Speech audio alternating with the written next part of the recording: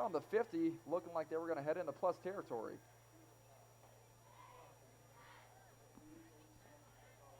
Phelan now trying to audible. Two receivers left, two receivers right, one in the backfield. Phelan drops back to pass, and he finds one over the middle, and that will be caught at the 35-yard line. Still going to be a longer distance third down here. Like that was Mika Harper over the middle too on that pass from Phelan, doing a good job, running a nice route and then boxing out. The linebacker tried to come over the top and make that play to disrupt that pass, but doing a good job, just getting his hands out there and boxing out the defender behind him. Yeah, it's kind of like what you want to see from a tight end there, boxing out like a basketball play on a rebound. So we have 3rd and 10. Phelan drops back to pass. Now he's going to scramble. He has some green grass in front of him, and he is tackled down at the 43-yard line. And on the tackle, that's Miles Shepard. He did a good job. He knew exactly where the sticks were, and now it looks like there's going to be a 4th down situation for the Bears, but a really nice tackle because Phelan was very close to that 1st down marker, and now it's decision time for the Bears. Have to see if they go for it or not here on this 4th down play, and it looks like they are. Yeah, they're going to go for it here on a 4th and 1. One receiver right, two receivers left, a flanker in the backfield, and that's going to be a flag on Corona del Sol for jumping off sides. Phelan did an excellent job of faking the snap count. That'll be 5 yards against Corona del Sol and a 1st down for Basha. Yeah, and you don't even have to snap the ball for Basha. That's a great job by Phelan. I mentioned it earlier, a senior quarterback drawing a little bit of a hard count there, getting the defense to jump off sides, and that moves the sticks. Yeah, we saw early tonight they tried to do some trickery as they motioned out Sifferman from the backfield out into the left far side wide receiver. And right now, Basha has the ball moving on the 47-yard line. Phelan pass over to Sifferman once again, and he has another 1st down over on the plus side territory down into the 32-yard line of Corona del Sol.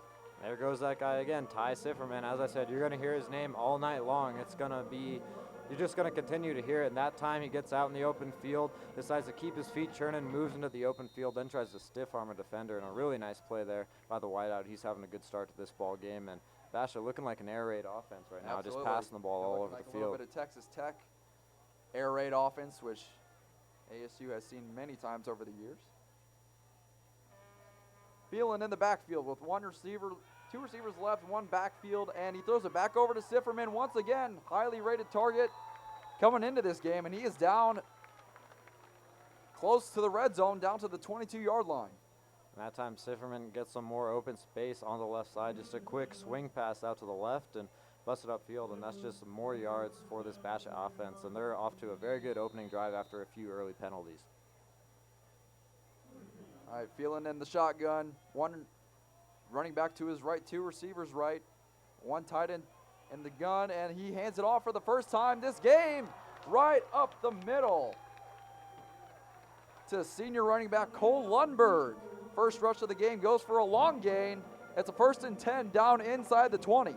Yeah, and you wear the defense to sleep with all those passing attempts. They start thinking that every play is going to be a pass. Then they just hand it off to Lundberg up the middle, and he just cuts it back. And offense just continues to roll right now for Basha. Yeah, Phelan in the gun. Two receivers left, one right. Lundberg to his left, and he hands it off to Cole Lundberg, and he scoots into the end zone for a touchdown for the Basha Bears. And a really nice edge block by the offensive line. The big boys up front doing their job, creating those seams, creating those holes on the outside. Lundberg had a nice edge and just bounces it back upfield, and just like that, it's 6-0 Bears, and a very good opening drive. As I said, after a few early penalties, had that holding call, they bounced back really well and just put up a really productive first drive. That was pretty impressive. Yeah, Connor Phelan did a very nice job of getting his team back on track. After those few penalties that they had, set him up at the 2nd and 12, drives right down the field. And awaiting the extra point, which is up, and it is good. Your score was 7:42 left in the first quarter. Basha 7, Corona del Sol nothing. Yeah, and like I said, Austin, a very impressive first drive. Just spreading the ball over the field, hitting different receivers. Obviously, Sifferman being the main target, but feeling, looking like the senior quarterback he is. That's a very impressive first drive and a little bit of a statement here in this third game of the season. So a very good job by the Bears offense. Yeah, and early on in the season, you're trying to feel guys out. You're trying to see if they fit your offense. And in that last drive, it looks like they were putting together a good team chemistry, and it looked like a very good fit for this Basha team.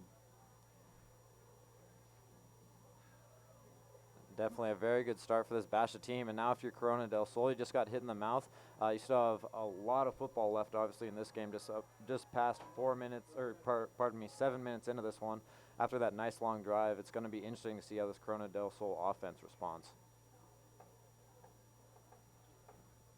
And I mentioned that guy, Ty Sifferman, of course, catching all of those passes out there. Just kicked the extra point. Now he's out there to kick off. As I said, a jack of all trades. You'll be hearing his name time and time again tonight. And you love to have those guys in your team. It can be a little bit of exhausting at times, but hey, that's what you sign up for. Sifferman has the ball lined up, ready to kick it off to Corona del Sol. Corona del Sol has one guy deep with his heels on the goal line. Sifferman powers it deep into the end zone, and Corona del Sol elects not to return this one. It will be brought out onto the 20-yard line. And how about that? He can kick, too. Kicks it Yeah, all the way back to fantastic. the other end zone. Line him up on the 50-yard line, see if he can scoot a 60-yard field goal in there. And so with this Corona del Sol offense coming out right now, they're led by their quarterback, Ryan Helt. He's a senior for this Corona del Sol offense, and he's going to get the offense going now.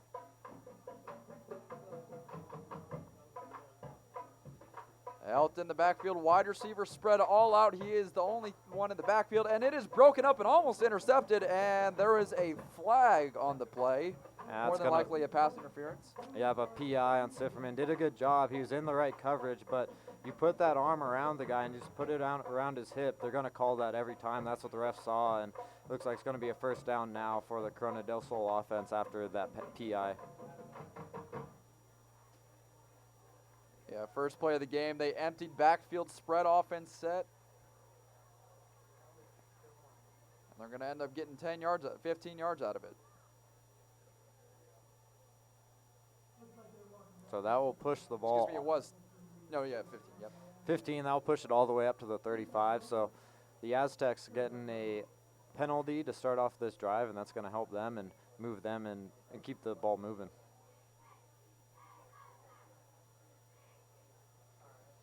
Helt in the backfield again, empty set, 3 receivers right, 2 receivers left, moving down the field, left to right. Helt dropping back, tries to find his man over the middle. He can scoot, he's at the 40, and he's tackled down right about at the 40-yard line. And it looked like it might be another first down here for the Aztecs. And Actually, no, it'll be a 5-yard gain. And just hitting a check down receiver over the middle there. That's a Ricky Pearsall. I'm talking about Ty Sifferman on the offensive side of the ball for the Bears and kind of do everything.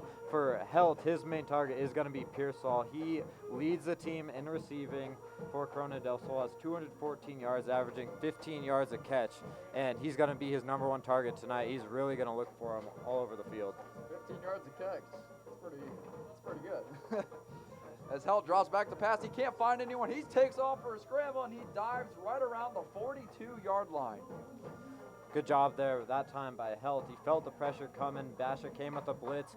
Instead of waiting in the pocket or trying to get the ball out quickly, Helt just tucked it and run and was able to make a positive play out of it. And Basha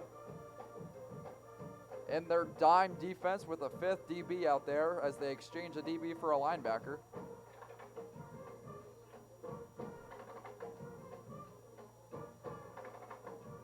Corona del Sol, they're going to go from the I formation, fullback and halfback right behind Helt. 1 receiver right, 1 tight end right. Hands the ball off on the left side, and it is a fantastic form tackle right at the line of scrimmage. And it's going to be 4th down and about a long 2 for Corona del Sol. And that time, a 3rd and 3, the Corona del Sol offense trying to make a statement, really establish themselves up front, and it's just to no avail. The defensive front for Basha was just right there to sniff that one out and gang tackle the runner at the line of scrimmage. And speaking of the jack of all trades, look who's back to receive this punt. It's Sifferman. What can't this guy do?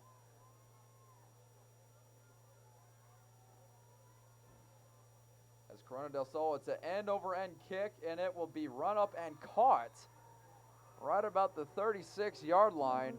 And Basha set up in really good field position to begin this next drive. And a little bit of a risky punt return there Yes. by Sifferman. Very Looking risky. similar to a center fielder in baseball, coming up on that one, charging in hard and making the catch. And when you're with a full head of steam like that, going upfield to make that catch on the run like that and just secure it, it's pretty impressive for him to come down with it. So for a second there, I thought he might muff it coming up with, like I said, a full head of steam like that. But a nice play by Sifferman, using nice soft hands to secure that one. Exactly, and for those who don't know what muff is when you drop a punt, and at that point in time, if you drop the ball, it is a live ball, and either team could pick it up. All right, so Phelan in the backfield, 2 receivers left, 1 running back to his left, 2 receivers right. Phelan throws the ball over to his left, and it is incomplete over by the left side sideline.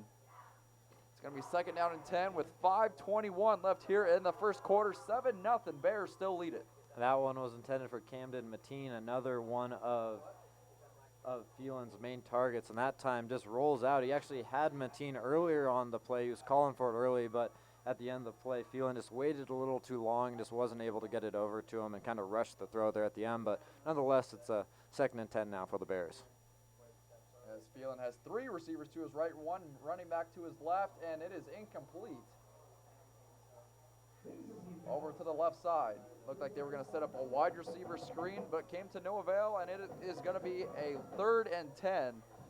Ball on the 35-yard line. Yeah, just a swing pass that time out to Zion Williams, a ball that he'd probably say he should have had, but pass was a little behind him, and sometimes when you have that much open space in front of you, you turn your head, or maybe you're thinking that you're just ready to go upfield, that you've got to secure the ball, and that time just a little bit of a mix-up between quarterback and wide receiver. Yeah, and one of the biggest things for wide receivers is, hearing those footsteps, those quote-unquote footsteps of a tackler coming to get you. But nonetheless, it is 3rd and 10. 2 receivers to Phelan's left, 2 receivers to his right, 1 running back to his right, and it's a deep shot down the field, and it is dropped by Sifferman. Dive and effort, but it is incomplete, and it looks like Basha will have to punt the ball away here. And oh so close that time. If Sifferman comes down with that one, chances are he's taking it to the house. Not a bad ball at all by Connor Phelan. Puts it out there, gives his receiver a chance to go and get it, and just past the outstretched hands of Sifferman. But if you're the Bears, and we saw them move the ball around on that first drive, you got to be feeling right now like, we've had a couple of miscues with the pass in the backfield that was dropped, and now that ball that could have been taken in for a touchdown. Nonetheless, looks like they're going to go for it here. Or pardon me, not go for it. They're going to send out the punting they're team. Send it on away 4th here. and 10. Sebastian Punter receives the ball, and he punts it away over to Corona del Sol. End-over-end kick. Ball fielded at the 36-yard line. Over to the right field sideline, and he will be down at the 41-yard line. Time a little bit of a short kick, but it had a little bit of hang time on it, and that allowed the special teams unit to come downfield and really make a gang tackle on the punt returner. As the Corona del Sol offense gets ready to come back onto the field, still 7-0 in favor of Basha. I tell you what, it's a beautiful night. It's 100 degrees here on the southeast side of the Valley of the Sun here at Basha High School.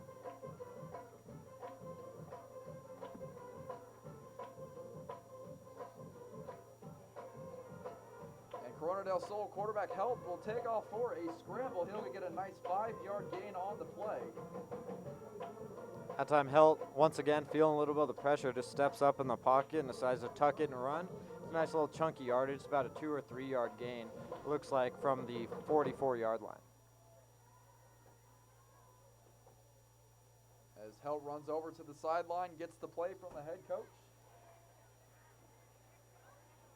And the huddle breaks as there'll be an empty backfield for Helt here. 3 receivers left, 2 receivers right, moving down the field left to right.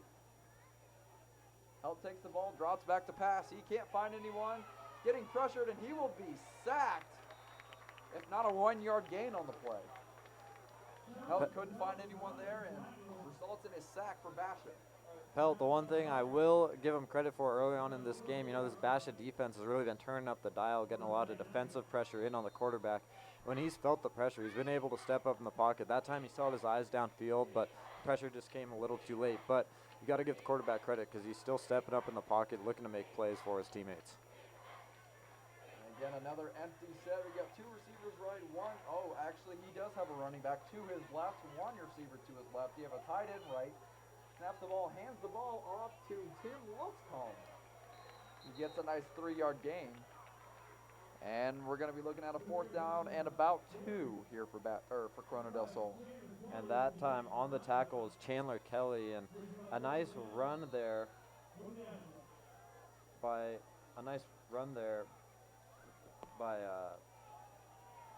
pardon me, on the play. Nice run there by the running back, but doing a good job to come up and make the tackle and possibly prevent a 1st down.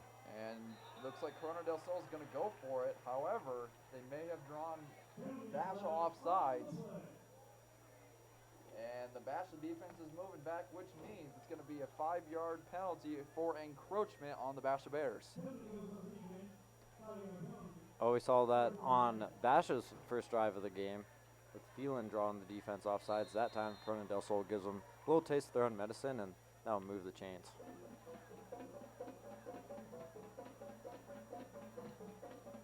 All right, Helt is in the gun, empty backfield. 2 receivers to his left, motions 1 to his right. Now we have 4 receivers, overload to his right.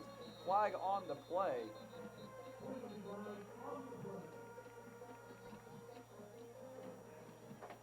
Looks like we're going to have a false start on the Aztecs, so after they get that 1st down, now you push them back 5 yards.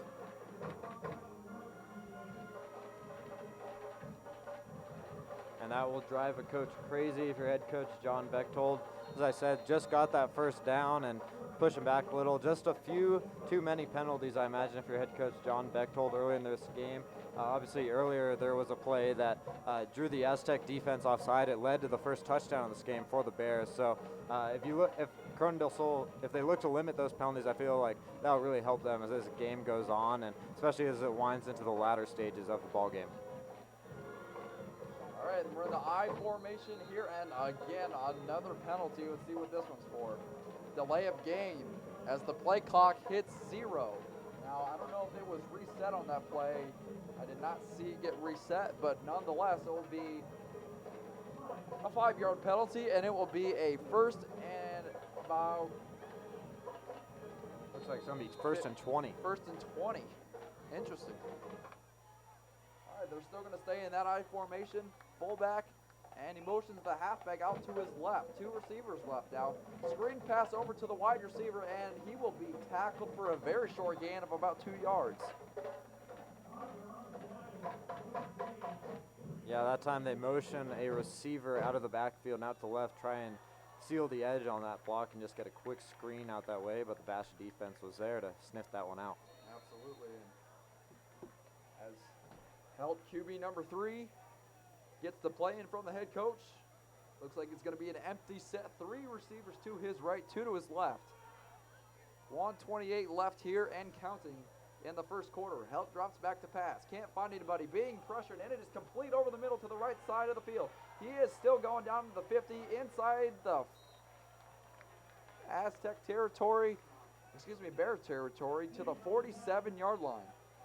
And there's that guy again, Ricky Pearsall. He gets that one just on the route underneath, gets underneath the defense and looks to push it upfield. And so Corona del Sol at least making somewhat of a manageable 3rd down now. It's still 3rd and long, 3rd and 10, but when you look at starting with 1st and 20, not the worst thing in the world, especially given where they started. Another empty set play here for Helt. 3 receivers to his right, 2 receivers to his left as they move down the field left to right. Helt can't find anybody, slings the ball over the middle, and it is incomplete. It's going to be a 4th down and 10 here from the 48-yard line. Let's see if Corona del Sol elects to punt the ball, and I believe they will.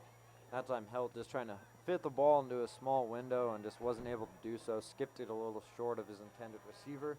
Now it'll make it 4th down here in a 7-0 ball game.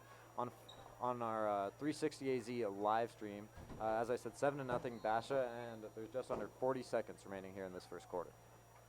For those new to Sports 360 AZ, make sure to catch Brad Sesmat's football show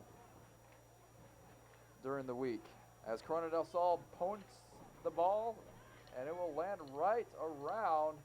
Oh, and it is fielded right around the 3-yard line. Gets to about the 5. Questionable field there. I'd be interested to see where they spot that. It's gonna be Sifferman picked it up. exactly right at the 5-yard line. And possibly a little bit of a miscue there by Sifferman, maybe trying to do a little too much, trying to field that ball to 5. Obviously, very elusive is Sifferman, and he's made a ton of good plays early in this ball game. At that time, fielding the ball all the way down at the 5-yard line, and Corona del Sol special teams, is right in front of them, and now the Bears have to start deep in their own territory.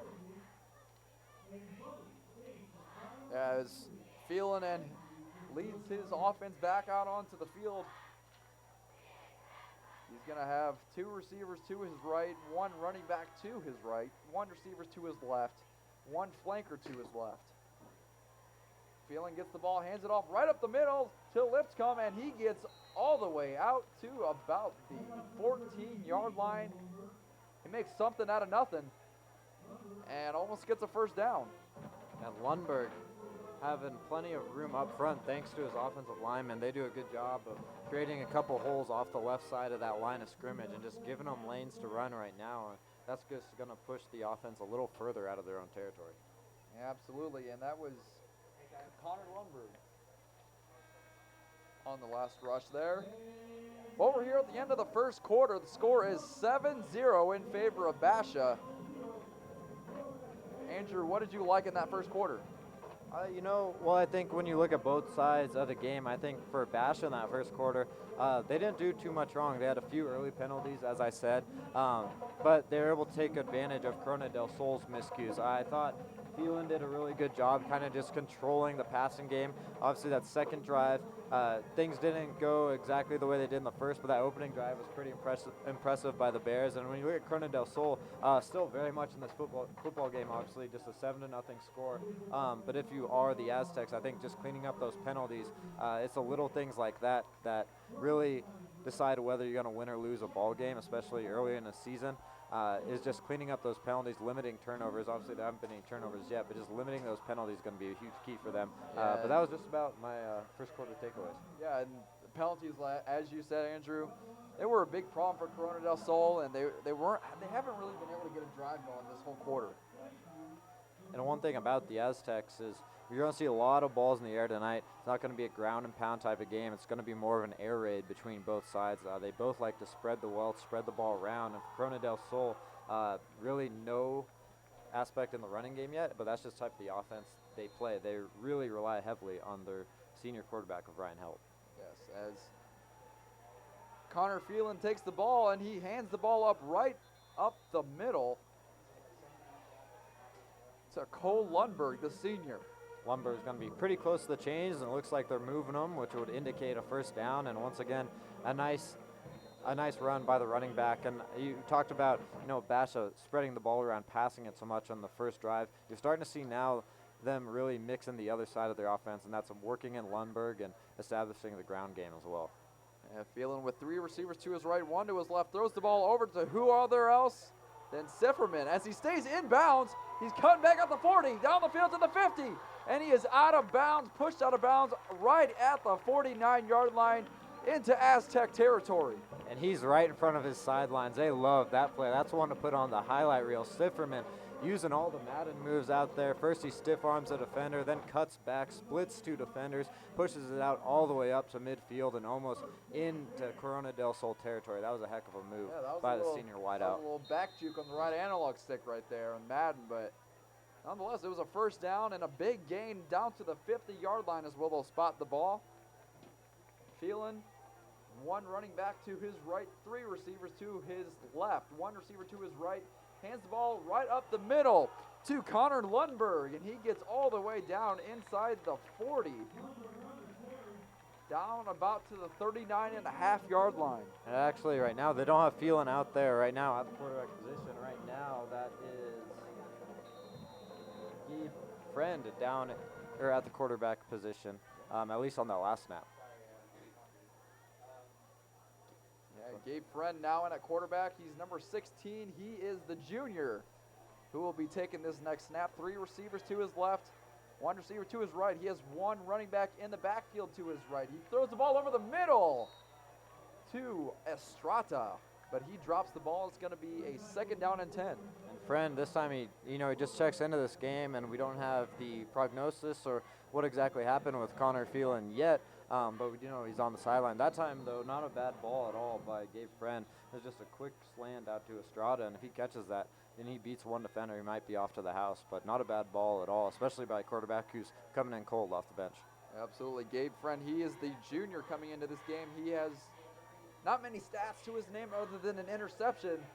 He drops back to pass, finds his receiver over the middle, cutting down inside the red zone down to the 18-yard line. And once again, a nice ball from Friend. That time he finds Anika Harper, and Harper does a good job just to find a soft spot in the defense, really just sitting there and give his new quarterback a target to come in and make a play. And that time, like I said, a nice ball by Friend once again. Williams comes hobbling off the sideline, going to replace him with another wide receiver, as Friend makes the play call to his teammates in the huddle. He has 2 receivers to his left, 1 running back to his left, and 1 receiver right. Hands the ball off right up the middle, and it's going to be another big gain down inside the 10-yard line. No, excuse me, that's going to be at the 12. Right now, this Basha offense is just in motion, in rhythm. You take out Phelan, and Friend comes in, and you really see no drop-off thus far, just getting a couple throws in there. The running games have been moving. The offensive line has been doing a good job moving bodies around up front, and they're just in a rhythm right now. And if you're Corona del Sol, you got to do anything to try and disrupt that rhythm, maybe dial something new up. Exactly. Friend still in the ball game. Passes the ball right over the middle. Right to Harper for a touchdown for the Basha Bears. And there it is, another touchdown for the Bears. That time Friend just finding Harper over the middle of the field. Just a quick little dump off. He splits right between the defense and into the end zone. And just like that, it's 13-0 Basha and another impressive drive.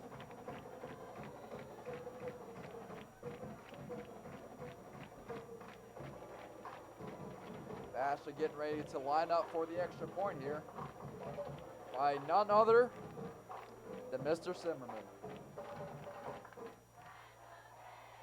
And he boots the ball right between the uprights. It is 14-0 with 9:42 left here in the 2nd quarter. 14-0 in favor of Basha.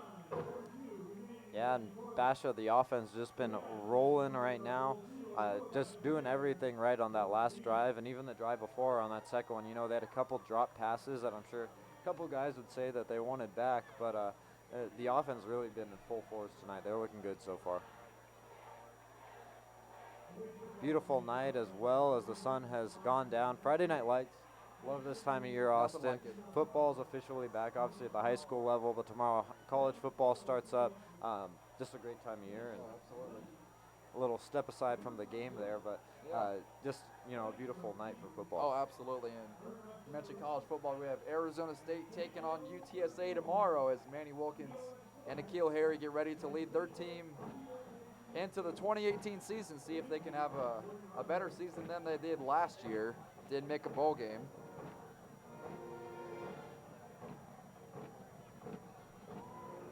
But nonetheless, this should be a very interesting year for Manny Wilkins and new head coach Herm Edwards in his first year as a head coach for the ASU Sun Devils, as Zifferman gets ready to kick the ball off, end over end kick, and there's a flag on the play. Possibly offsides on the kicking team, it looks like. False start. Yep. False start on the kicking team, I was going to say, because it definitely was not kicked out of bounds. Kicked right through the end zone, but it will be a false start on Basha. Now, you don't see many of those calls. Yeah, that's a little bit if you're, a special teams unit, just a little bit of a mental mistake and just a discipline thing, jumping off, or jumping the gun really before the kick is set to go off. But, that's just a little thing they can clean up throughout the course of this game and nothing to take away from them. Nothing major, but they are going to push the ball back to the 35-yard line.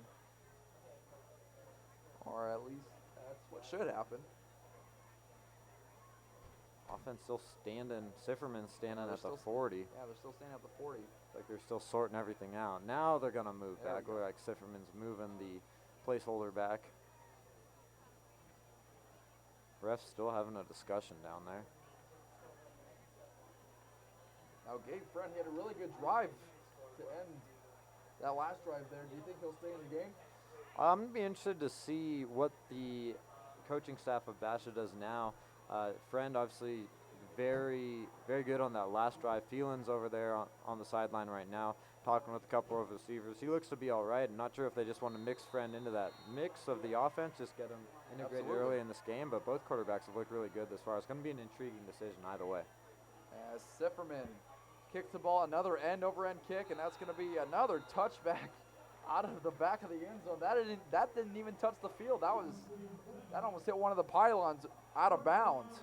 You know, it's one thing to go around and, you know, catch some passes, play on the defensive side of the ball, play receiver, running back, but then to come in and just boot a ball, you know, you think you'd have a little bit of fatigue maybe in your legs. He still finds a way to just kick the ball, you know, out of the end zone. It's just been pretty impressive. But you ask, I'm sure, any of these Basha coaches, and that's what they expect from their senior wideout. Sifferman was a main target last year for this team. He's been really just a pivotal player all around for this Basha football program over his 4 years here. Absolutely, and Basha now on their dime set on defense. Helt in the gun, can't find anybody, scrambles to his right, finds his running back out of the backfield. That's going to be about a 5-yard gain. It's going to be about a second down and about a long 4 or a short 5 yards. That time a really good job by the Basha secondary. Helt really had nowhere to go and just had to hit his check down. It was only for a minimal gain. And it will be 2nd and 4 with 9:10 left here in the first half as Helt hands the ball right up the middle to Lipscomb. He gets a minimal gain of about 1, maybe 2. Lipscomb that time getting a rare run play that we see from this Corona del Sol offense, but tries to push it up the middle, and he was just met by a wall of Basha defenders and stood up really at the line of scrimmage. And Helt, that senior quarterback, leading this Corona del Sol team into the 2018 season. He's got some work to do, down 14-0 with 8:34 and counting here in the second half, or second quarter, as he takes the ball right up the middle on a quarterback draw. And it looks like it should be another 1st down and 10 for the Corona del Sol Aztecs. Yeah, Holt knowing right where the sticks were on that one. And as you said, Austin, that was a designed quarterback draw, and it does the job and moves the chains and keeps this drive going. And if you're Corona del Sol, this is a really big drive now because you don't want to give the ball back to this Basha offense that's been rolling, and really just a big response drive if you're on the sideline of the Aztecs. Absolutely is. Helt has one receiver to his right, one running back to his right. Wide receiver screen is thrown over to the left side, and it will be another minimal gain of about 1, maybe 2. Yeah, Looks like it's going to be a gain of about 1. That time just trying to seal the edge there.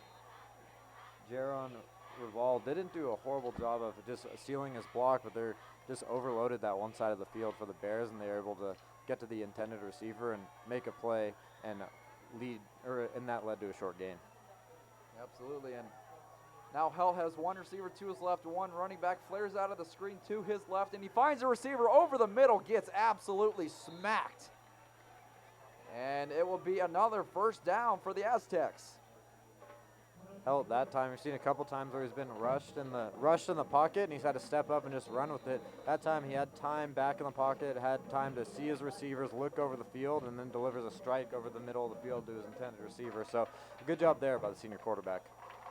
Corona del Sol, Helt getting ready to take a snap again. They're going to go fast pace here. 3 receivers to his right, 1 to his left. Hands the ball up the middle to Tim Lipscomb. And it'll be about a 3-yard gain for the Aztecs.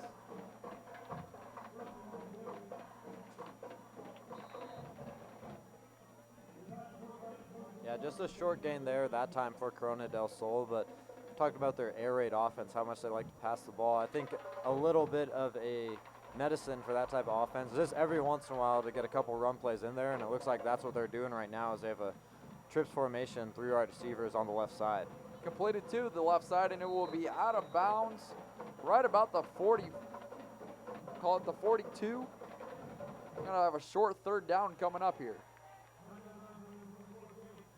About a 3rd and 4, maybe 5, and it will be a 3rd and 5 at the 48-yard line. Helt has a very good drive going here for the Aztecs. Aztecs have an empty set in the backfield. 3 receivers to his right, 2 to his left. Helt drops back to pass. Can't find anybody. He almost finds his receiver, but it is incomplete. Intended receiver. Sebastian Gutierrez.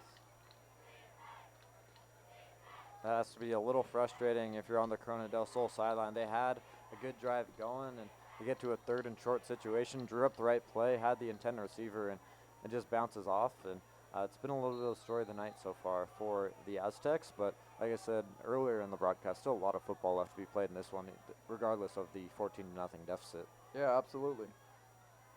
As Corona del Sol punts the ball, and a wild kick. It's going to land short. And the ball should be down at around the 25. But it did bounce out of bounds at around the 15. Touched by a Basha player around the 25-yard line. And it is spotted at the 25. So now we'll be intrigued to see which quarterback they bring in the game. It looks like Phelan has his helmet off, which would signal, that he's still going to be on the sideline. So it looks like they're going to send Friend back out there after that last touchdown pass. Yeah, and usually if a quarterback's, he does have his helmet. I was going to say if he does not have his helmet, he might have been ruled a head injury of some sort. But regardless, Friend has the ball. He drops back to pass, and it is incomplete. Regardless of it was an incomplete pass or not, Williams made a spectacular catch there on the sideline. Yeah, he got driven out of bounds. The pass was a little underthrown, and Williams did a good job to come back to that ball, give his quarterback a chance for him to, just give himself a chance to make a play on that one and help out his quarterback. But like I said, just got driven too far to the outside and out of bounds, and that's what ultimately led to the incompletion. Friend in the backfield with one running back to his right, and he does hand it off right up the middle, and he's all the way out to the 35-yard line near the first down marker. And it'll be interesting to see if they call it a first down, and it looks like they're signaling for them to move the chains. And Lundberg, every time he's got the ball tonight, just huge chunks. Exactly. The offensive line doing a good job up front, creating holes for him, and he, like I said, every time he gets the ball, it just seems to be a big chunky yardage. Friend now in the backfield, 2 receivers to his right and left, hands the ball again right up the middle to Luscombe, and there will be a flag on the play. However, Luscombe did get an 8-yard gain on the play. And that time it was actually Harper on the carry. Oh, it was Harper. Harper who got the handoff, so he gets a nice chunk, but it looks like it might be coming back for a possible holding call.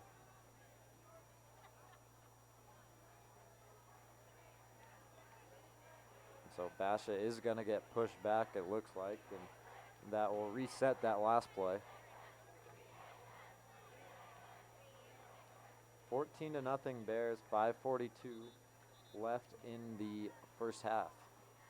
Basha's offense has looked good in this one so far. Yeah, Friend led that really good drive for a touchdown. Threw a touchdown to his teammate last drive. See if he can do it again this drive, as Friend throws a screen pass to his running back. And he goes right up the middle again. He's at the 30, the 35, the 40, all the way out to the 50-yard line. And he gets finally brought down right around the 47-yard line. And a really good play call. And then once the running back got the ball, he knew what to do with it. Made a couple plays, made a couple jukes, got up in the open field. Lundberg that time, they're going to let the defense come to him. The linemen are going to let him get to the quarterback. It's designed screen pass, and then you just hit the check down running back. That's Lundberg. And he got it, turned in the open field, made a couple moves, and now they're all the way in to Corona del Sol territory. But a nice play call there by the Basha offense. Yeah, looks like we're going to see 2 receivers left, 1 to his right, 1 flanker to his right, running back to his left, hands the ball back up the middle to Harper. Harper gets about an 8-yard carry. Just more chunks on the ground, and if you're the Basha offense right now, and if you're Chris McDonald, you're looking at this going, we don't really need to pass the ball right now. We're just wearing down the defense between Harper and Lundberg. They just continue to move the ball, and the offensive line continues to do their job, and it's really been an impressive turn from the passing game to the running game, just on both facets of the ball. Friend with 2 receivers left, 1 right. Defensive lineman jumps off sides, and it will be another 5 yards and a first down for Basha. Another penalty plaguing the Aztecs. That time you're just going to continue to move the ball forward, and that's maybe something you see with the defense that's a little tired or beaten down. You know, just those mental mistakes, the penalties. Obviously, they happen earlier in the game, but you seem like you're out on the field a lot. You continue to maybe have your hands on your hips, and you stop thinking a little just for a second, and then you draw yourself off sides like that, and the Basha offense just continues to roll. As Friend has 2 receivers to his left, 1 to his right. Running back Harper to his left, and we're going to get another whistle here.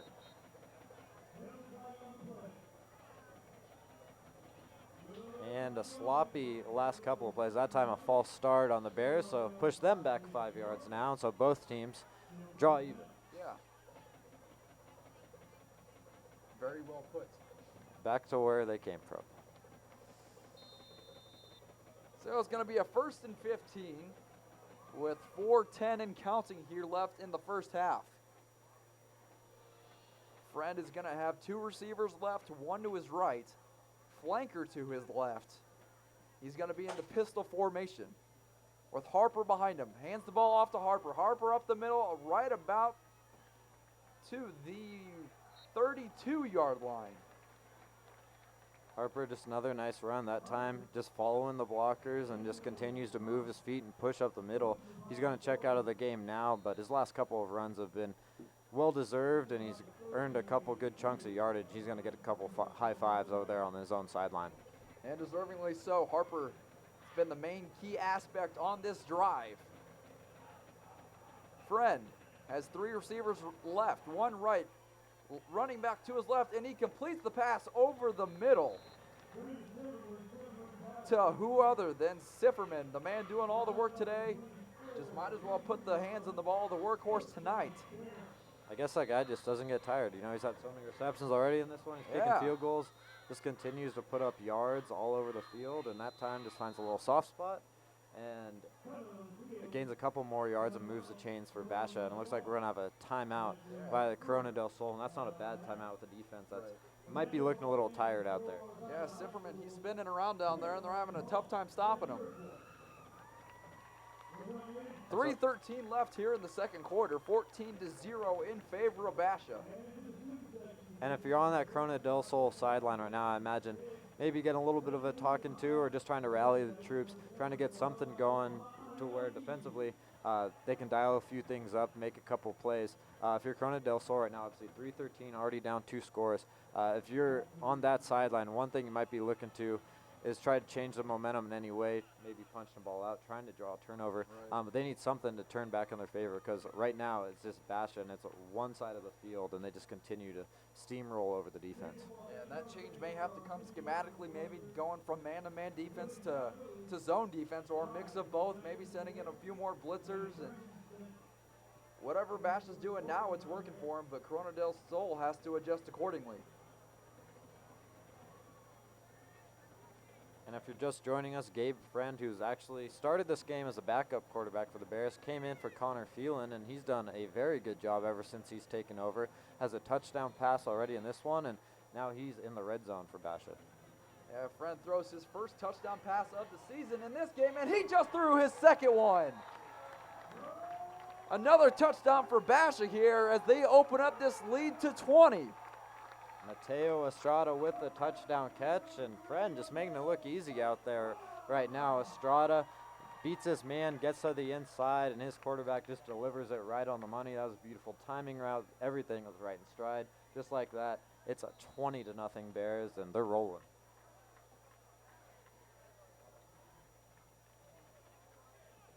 Sifferman getting ready to attempt the extra point. The wide receiver slash punt returner slash kick returner slash kicker puts the ball up and through the uprights. It is now 21-0 in favor of Basha with 3:08 left here in the second quarter. And I've just continued to be very impressed by this Basha offense. They continue to roll.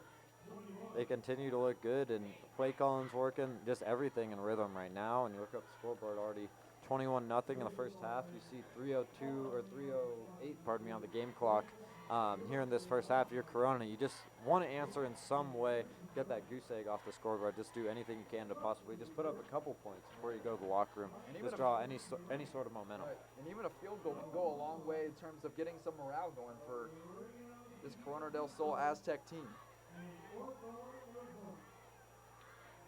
Tell you what, we've been talking a lot about Sifferman lately, but he hasn't scored. There's been 3 touchdowns, and he has not scored yet tonight. And that last drive, I think you bring up a good point, Austin. Sifferman, you know, that first drive, he's just all over the place. That last drive, you really saw a lot of other guys get initiated. Obviously, Estrada getting involved. Saw a couple different running backs who really just drove or tilted the field on that last Basha drive. But it was impressive getting everybody involved in this game so far. As Sifferman has an end over run kick, and by golly, it's another touchback. What can't this kid do? I mean, it really is incredible to see a jack of all trades execute as well as he is doing every single play. And you could see it. I mean, really, when you talk about a jack of all trades like that, and if you're Chris McDonald, that's just a player that any coach dreams of, to have a guy who can be versatile, play on both sides of the ball, be a wide receiver, running back, do whatever is asked of him. And like I said, that's just a coach's dream, and that's why you see Sifferman out there. It seems like every other snap, or every snap, really. Absolutely, and oh man, you never get tired of seeing this, but another flag. Looks like this time it's going to be on Basha. Encroachment. It looks like it's what the head referee signaled for, and it will be an encroachment call. 5-yard penalty. It's going to be a 1st and 5 from the 25-yard line. Still 3:08 left in this first half. Helt has an empty set. 2 receivers to his left, 3 to his right. 1 receiver slanting over the middle, and it is dropped, almost caught, actually, by a receiver crossing over the middle right behind him. Yeah, crossing route, and that one was thrown so hard that it went through the hands of the intended receiver, and the other receiver was crossing with him on the other end. It almost went over the top to him. So a little bit of a weird play there by Corona del Sol, but now it's going to be 2nd and 10. And Helt draws back to pass, and he does find his receiver for a 1st down on the far sideline. 1st down and 10 for the Aztecs.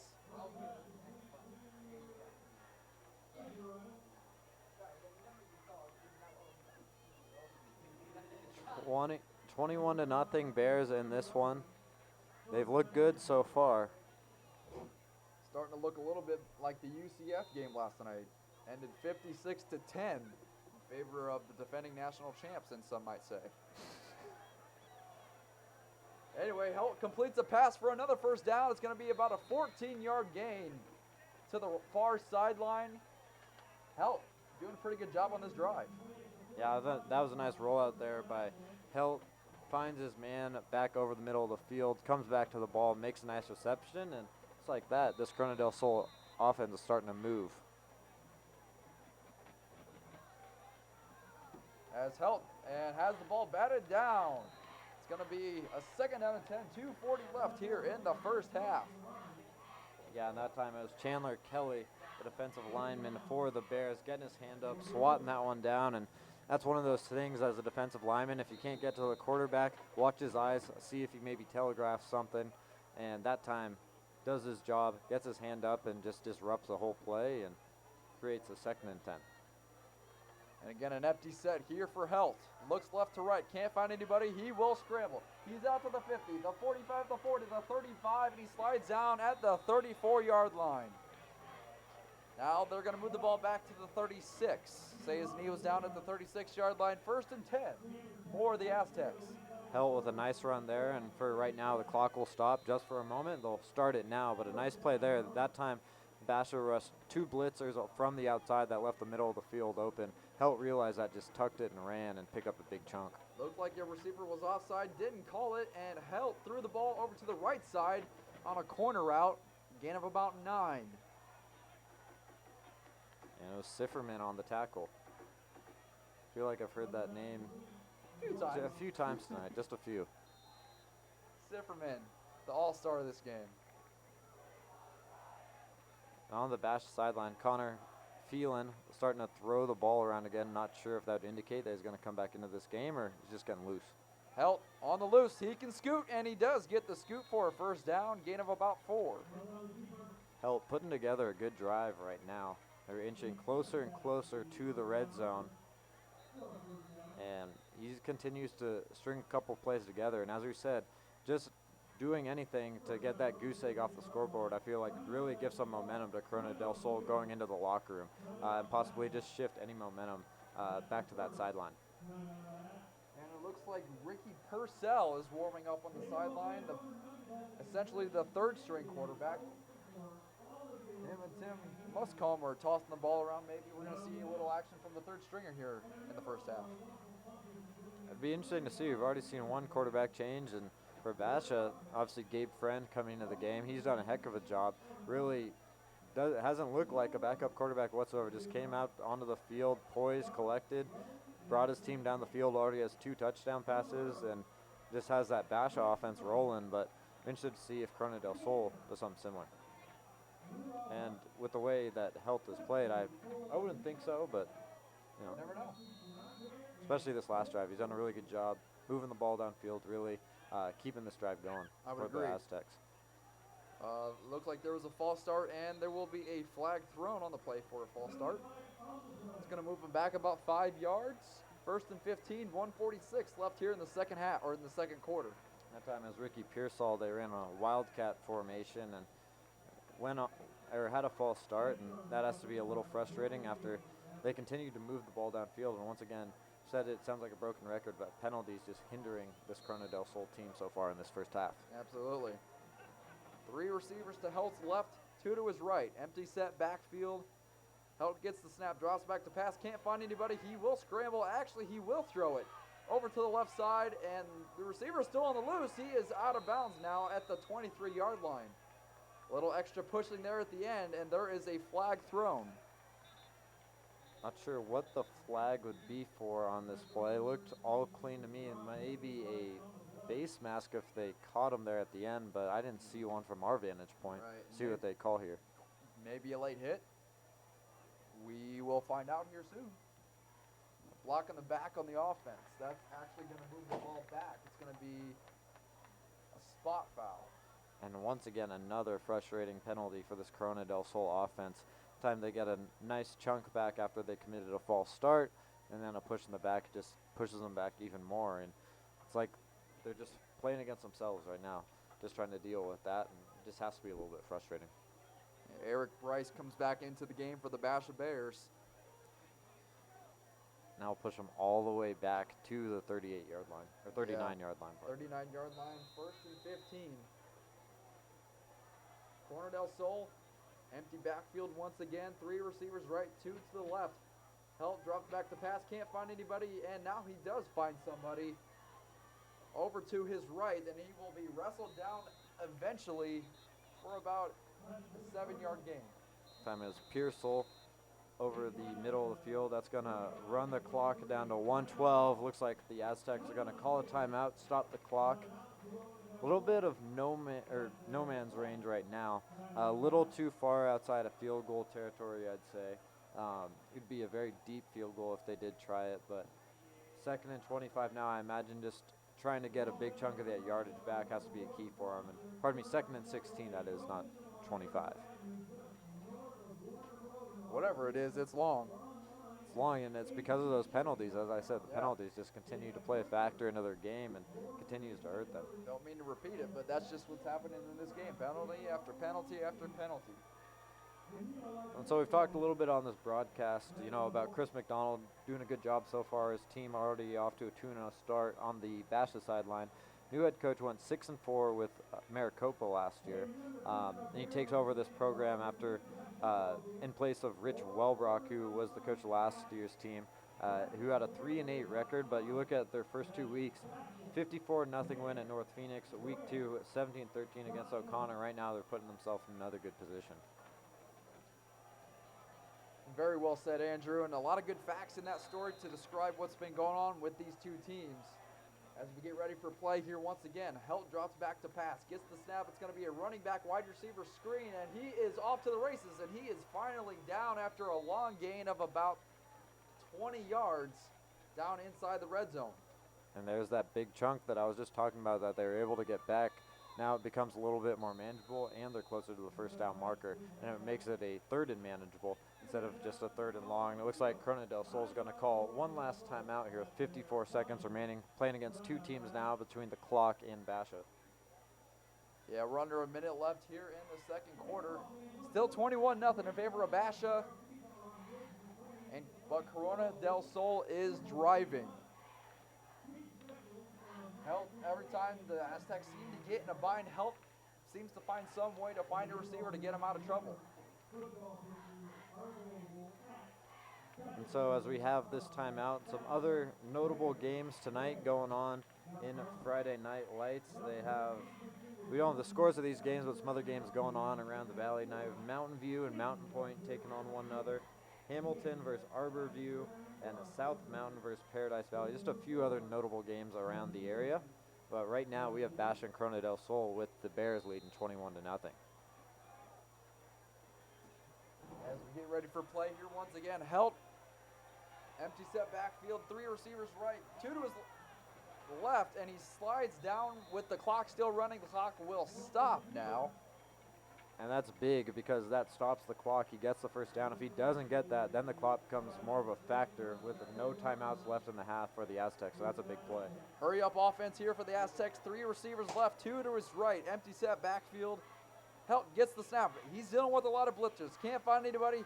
Over to his left. He can find a receiver, and he will be in for the touchdown. First score for the Aztecs here comes late with 32.9 seconds left here in the second quarter. And a nice play there by Helt. The Basha faithful, the student section down to our left, they don't like that call. They thought the intended receiver was out of bounds.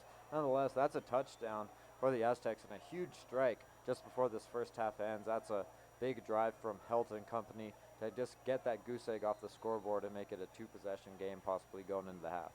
A little bit of a momentum shift here, heading down into the wee moments of the second quarter, as the extra point is up, and it is good. 21-7 with 32.9 seconds left here in the closing seconds here in the first half. So, you know, we've talked about senior quarterbacks in this game. Phelan having a good drive. He checked out of the game. Friend came in who's a junior quarterback. So really just upperclassmen quarterbacks who have performed well. But that last drive, Helt really showing his veteran leadership, leading his team down the field, making a couple big plays. He was pressured a couple times, stepped up, really just tucked his head, and like I said, made plays for his team. And that was a big drive, and it makes it a 2-possession game, as I said. And with 32 seconds left, I'm going to be interested to see what the special teams unit is like now for Corona del Sol, whether they kick it deep with the chance for Basha to return the ball, or if they elect to go with a little bit of a shorter kick. We'll see what they do or dial up here with just a little bit left here in this first half.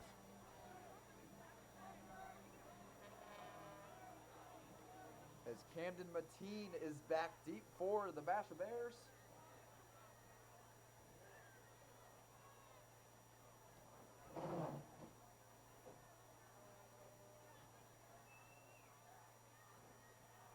Aztecs getting ready to kick the ball off to the Bears.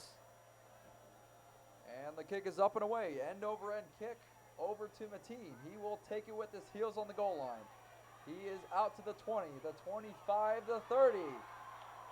And he gets out to the 33-yard line with 28 seconds left to go here in the first half. And Mateen was oh so close. If he breaks one more tackle, he might have some room to run. But nonetheless, a nice kickoff return. He's all the way out to the 35. And now it's decision time if you're the Basha offense. Do you elect with a little bit of time left on the clock, possibly put up some more points, or do you go in content leading by 2 possessions going into the locker room? That's what they're probably discussing on the sideline right now, what Chris McDonald's going over. And is that a little bit of a decision. It's a good decision to have. They're still up on the scoreboard, but then if you do decide to go for it, you possibly make the risk of a turnover or anything like that. But we'll see what they decide to do here, and it looks like Phelan's going to check back into the game in favor of Friend to end this half. So a little bit of a quarterback mix-up between the two in this first half, but they've both performed well. And some coaches or some other teams say if you have two quarterbacks, you have no quarterback. But honestly, I think that if you have two quarterbacks that are willing to produce and are producing for you, then why not go for it? And so the first play, there's a flag on the play, is delay game. That'll push them back 5 yards, and that might make the decision a little bit easier now with that penalty. See if they still decide to go for it. Ball placed at the 30-yard line. Phelan, empty set backfield, two receivers to his left, motions one receiver to his right. Now he has three receivers left, two to his right. Phelan drops back to pass, can't find anybody, does throw the ball over the middle, and it is complete. About an 8-yard gain.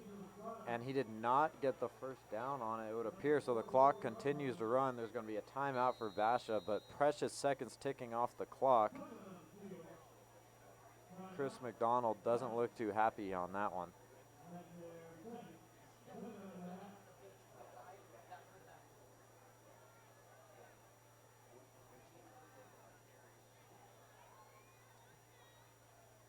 So the Basha offense and company call in a timeout after that last play. They didn't get the first down, which means the clock didn't stop here with 14 seconds remaining in this first half. As the Basha offense gets ready to come back onto the field.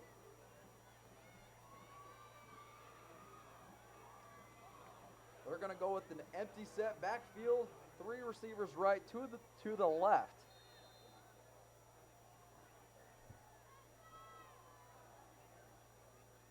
As Phelan motions one receiver to his left, gets the snap, drops back to pass, launches one, and he will be sacked, and that should end this first quarter of play, first half of play. Talk about an ideal time to get a first sack of the half for the Corona del Sol Aztecs. They create a little bit of momentum going into the end of this first half, and we have a ball game, just a two-possession game at the end of this first half. But at the end of two quarters, it's Basha 21 at Corona del Sol 7. So with that, we're going to go to the half. We're going to have a halftime performance from the band here at Basha High School. But for Austin Burnett and myself, stick with us here for the second half. We have a good one. It's Basha 21 at Corona del Sol 7 here on the Sports 360 AZ live stream.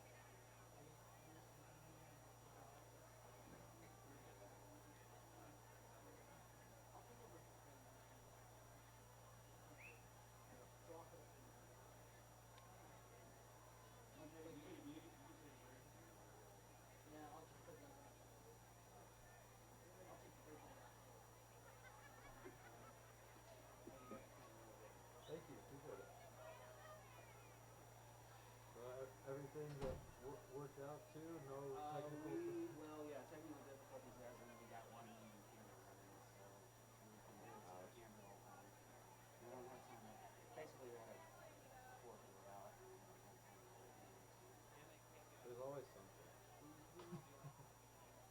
I feel like that's every broadcast. Because I go to the context for those too. Like they have a production class too. So it's similar to this where they have like the Pac-12 live stream. So we'll do for like soccer and all that stuff.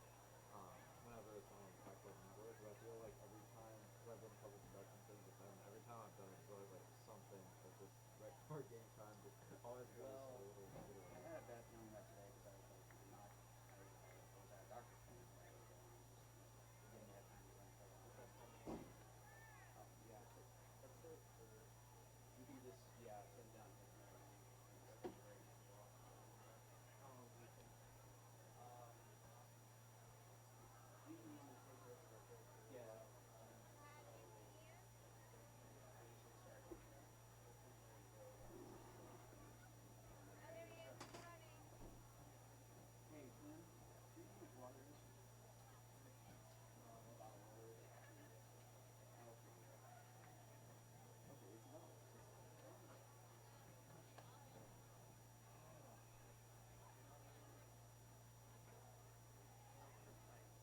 though for all the help. I mean, you guys, Yeah, no problem. thank you guys for I having meant to us. call Brad last week, honestly, and I just kind of forgot. And he was like, hey, no, I'm not going to put this on you for that. And then he told us how he was ready to just go next week. So I'm like, okay, for sure. Yeah, if you ever need a call for any of that, I know he has his whole crew of people who are always ready, but if you ever need a call, Okay. let him know. I'm always there. It's fun to we really enjoy it. So. I can make myself feel bad. Yeah, you'll be fine. I don't know what I'm doing either. Try to act like I do.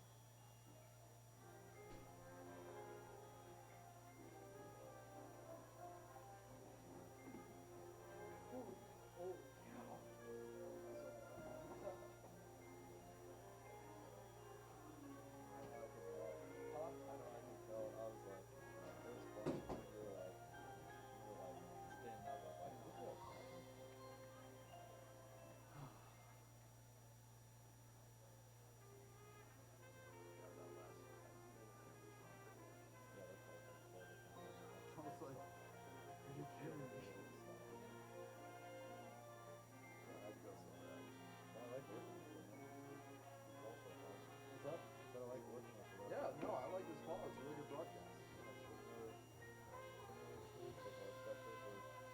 Right. That's the biggest component I would say. I would agree with.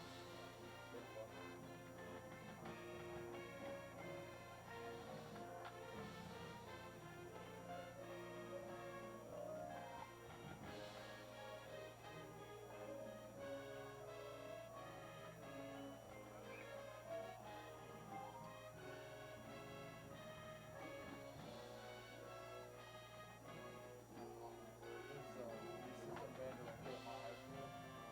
So she was like, "Oh, my favorite part of the game." I'm like, "Thanks, mom. Appreciate it." You know Jeff, right? Jeff Tripper? Jeff Griffin, yeah. Yeah, he's like, over the summer, past couple summers, he's done a job. Cause you're from Indiana, right? Yeah. I'm assuming if you Notre Dame. Yeah. Yeah. He has, over the summer, he was like in Indiana doing the drum course. Yeah, and DCI. that. Yeah, but he loves it. He told me all about it. DCF is pretty good. Yeah, that's all I can do. Yeah, it's interesting. Like, I remember when growing up, I used to go to Stanford games. I went to Stanford, which thinks football, and like when like other the Stanford band's actually crazy. But like when they've had other bands like UCLA, USC, Right. like come down, they're like cool. Yeah. Well, Stanford's a great school too. Stanford. My grandparents hate Notre Dame, but I also have Understandably so. no, but it's funny because they hate Notre Dame, but on the same token, my grandma's brother, they live in Hawaii now, but their family's originally from Indiana, so I have like a ton of cousins, and all of them go to Notre Dame. Really? Yeah, so No they're like way. diehard Irish fans. Yeah, like they live in Hawaii and they'll wake up at like 6 a.m. or whatever it is Yeah. on game day to watch that Notre Dame game. It's like 3 a.m. their time or something like that. 'Cause it's gonna be like 3 a.m. because game day's there. That starts at 9. Yeah, they wake up super early to do it. Yeah, they're like diehard Notre Dame fans. Yeah. I was born in South Bend, so I was pretty much. It's in the blood, man. It's in my blood. So blue and gold is in my blood. I'm gonna add some maroon to it. My grandparents, because they visited my cousin and kind of went to Notre Dame game. Yeah. Like it's insane. Like the whole town. Like the whole city of South Bend shut down. Cause like growing up, I mean, I'm still the game. That's not like a great college football atmosphere. Right. Like ASU's not even not like that great, but it's like it's still 10 times better than No, like as soon as the whole city shuts down because the Irish pubs in South Yeah, Bend. the pubs are Oh fucking my God! Like, I swear to God, like whenever Notre Dame wins a game, it's like they won the Super Bowl. Like it's like a break because there's people in the street, like just walking around like the streets. Touchdown Jesus. Oh, touchdown Jesus! Notre Dame is it's so unbelievably like incredible. I don't know how else to describe it because like you just have to go there to experience. It's on my bucket list of like sports stuff. Yeah, like you have there's no words to describe it. You just have to go see it. Like on my bucket list of like sports that I'd love to see like East Carolina basketball. Yeah, that's I want to see for college football. I want to see like even though I'm not a fan, like I don't want to take in like Ohio State, Michigan, and be off of the Iron Bowl. Just 'cause I wanna it's see the Iron insane. Bowl. I'd love to see the Iron Bowl. Like even though I don't know, care about Right, it, or just right. be like super. No, it'd be super sick. Yeah, it'd be super Just dope. to take in that environment. It's insane. Like I have no clue. Like I said, growing up like in that area, like Stanford, the games was cool stuff. They had a couple of games, especially when my blood was there. Yeah. Like that was really cool. Like they had college game day there, and I got to go, and I was like, it was super fun to get college game day. But like just game wise, like I can't even compare like how it must be like Notre Dame and high school. Notre Dame. Like I'm not trying to be like over the edge or anything, but it's one of the best college venues that you will ever go to because there's a pep rally every Friday, no matter home or away. There's a pep rally every Friday in the Golden Dome. Then they walk. The band leads the march over to Purcell Pavilion where the basketball team plays. Then they have the official pep rally there. That's where they have all the players come in and the coach, does his thing. And the Lou Holtz will come in out of nowhere sometimes and ramble on about his fucking lifetime and get girls and get out of here. He's essentially He's still on college like the ESPN show. yeah. He's senile. I haven't watched like his last one much college game day. Yeah. Just because I'm super old and stuff. But I also like watching it growing up all the time. So cool. Can't wait till it comes to ASU. Oh my God, that'd be so good. I thought it might Like, USC last year after they beat Washington. Right. But I was like for the South. But that Right. weekend was Penn State. It was like I think it was Penn State, Ohio State. I don't know, Penn State, Michigan maybe? No, it may have been like Penn State, Ohio State. Either way, it would have been cool. Cool for ASU Michigan State up there for a potential game this side. That's if there's like no other. Right, big I mean, games. that's what I'm saying. Like, that's if there's literally nothing else. Like when they Which put I on- highly doubt there will be. Like when they put on like when they used to go to like Harvard Yale or something. Yeah, Harvard Yale, they Like, go to Army, when it was the Navy. last couple of years, Yeah. there'd be like nothing going on. Yeah, or Army, Navy like the very last week of the season.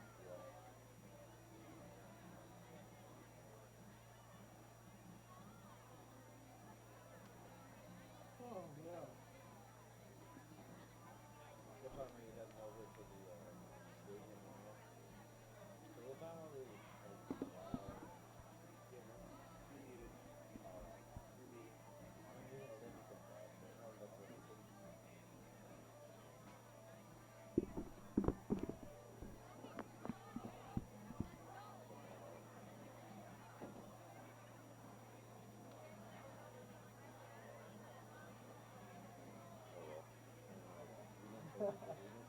Yeah, no. That's bad. Always had the nice always hot.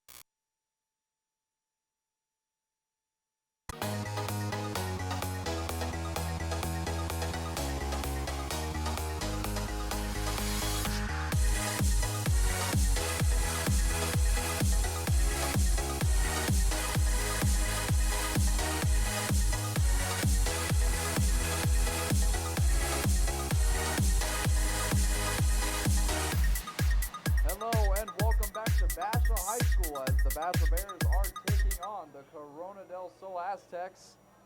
We have a few minutes here before kickoff of the second half, but Andrew, pretty lopsided game, 21-7 here in favor of Bashville. What'd you like in that first half? In regards to both teams, I think Basha, just the offense is what stood out the most to me. Obviously, the defense came up with a couple of timely plays and really contained the Corona del Sol offense, but I think that was in large part due to a lot of penalties by the Aztecs, that of their own doing. But for Basha, I mean, the offense was rolling. The passing game really worked well, and they started off hot. Connor Phelan mixing the ball around, getting the ball out to Ty Sifferman a lot.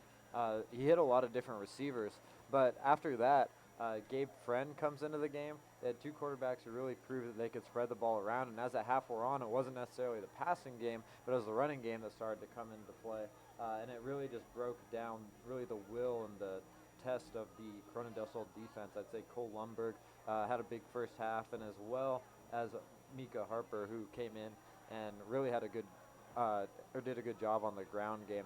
in regards to both of them working back and forth together towards the latter stages of that first half. As for Corona del Sol, things really didn't go their way in the first half. They shot themselves in the foot a lot with penalties, struggled a little bit, but I think the biggest part for them, really the biggest play or the biggest kind of drive of that first half was the last one. It really got them, I don't want to say back in this ball game, but it was a 21-0 deficit. They really had no momentum on their sideline.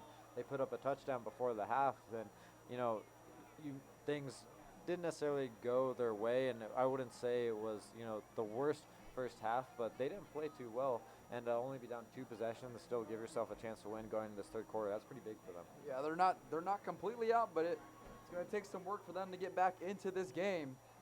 But that'll wrap it up for my play-by-play duties for this evening. I'm going to take over for color. I'm going to toss things over to Andrew Bell for the play-by-play duties of this second half. Thank you, Austin. Appreciate it. And yeah, second half is what we have for a 21-7 ball game as the clock winds down, and we'll get ready to reset for the beginning of this third quarter. And it's going to be an interesting one. And as I said, I feel like the first couple drives of this second half are really going to be pivotal for both sides. Now, who do you think they're going to put at quarterback? Do you think they're going to put Connor Phelan or Gabe Friend, the junior, at quarterback? I think, personally, I think I would go with Phelan. I'd say to start the second half. He's a senior quarterback. He played well.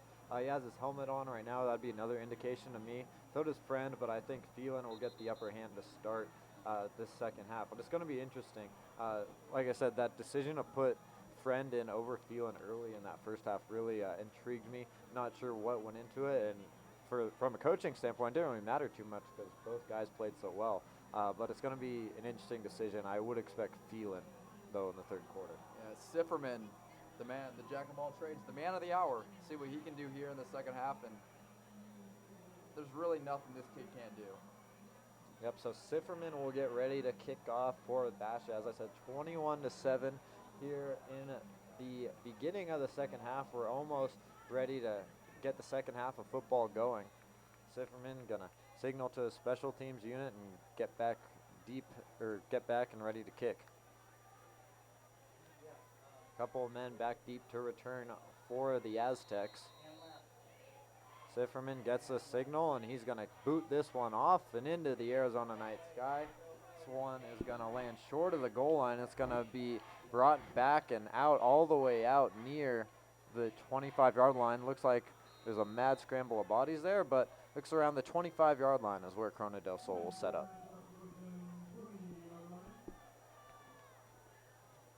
So Ryan Helt will step back onto the field after his last touchdown drive at the end of the first half. Hopefully this second half will be a lot cleaner than the first half. A lot of penalties for both teams in that first half of play. So penalties on both sides, something Corona del Sol especially will look to limit in the second half. Helt looks like he's going to get under center as 2 receivers out to his left, 1 running back in the backfield. It's going to be a toss and a reverse, and then it's going to be wrapped up in the backfield and sniffed out by the Basha defense. That was a nice play. Looking for a little bit of trickery was the Corona del Sol offense. Basha had none of it, and that's going to push the Aztec offense way back into their own territory. Yeah, I don't know if the audience back home could hear this, but we have the coordinators of the Basha football team right next to us, and you could tell by their yelling that it was a very good turnout for the Bears.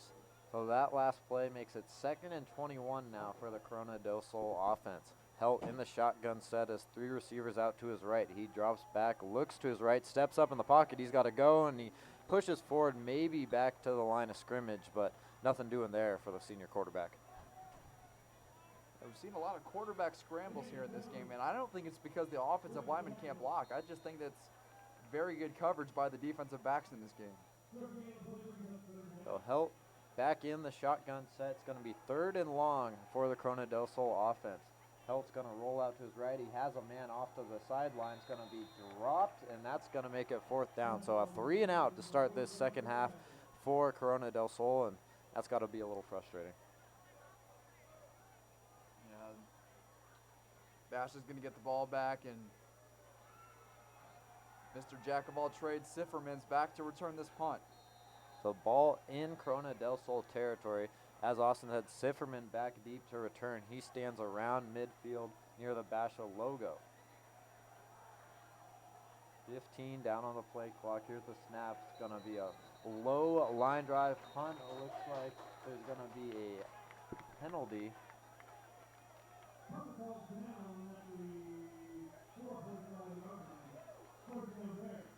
And I'm trying to catch the call on that one. Did you catch the call on that one, Austin? I believe that it was an illegal shift. An illegal shift. That will push the ball all the way in to Corona del Sol territory inside the 5-yard line.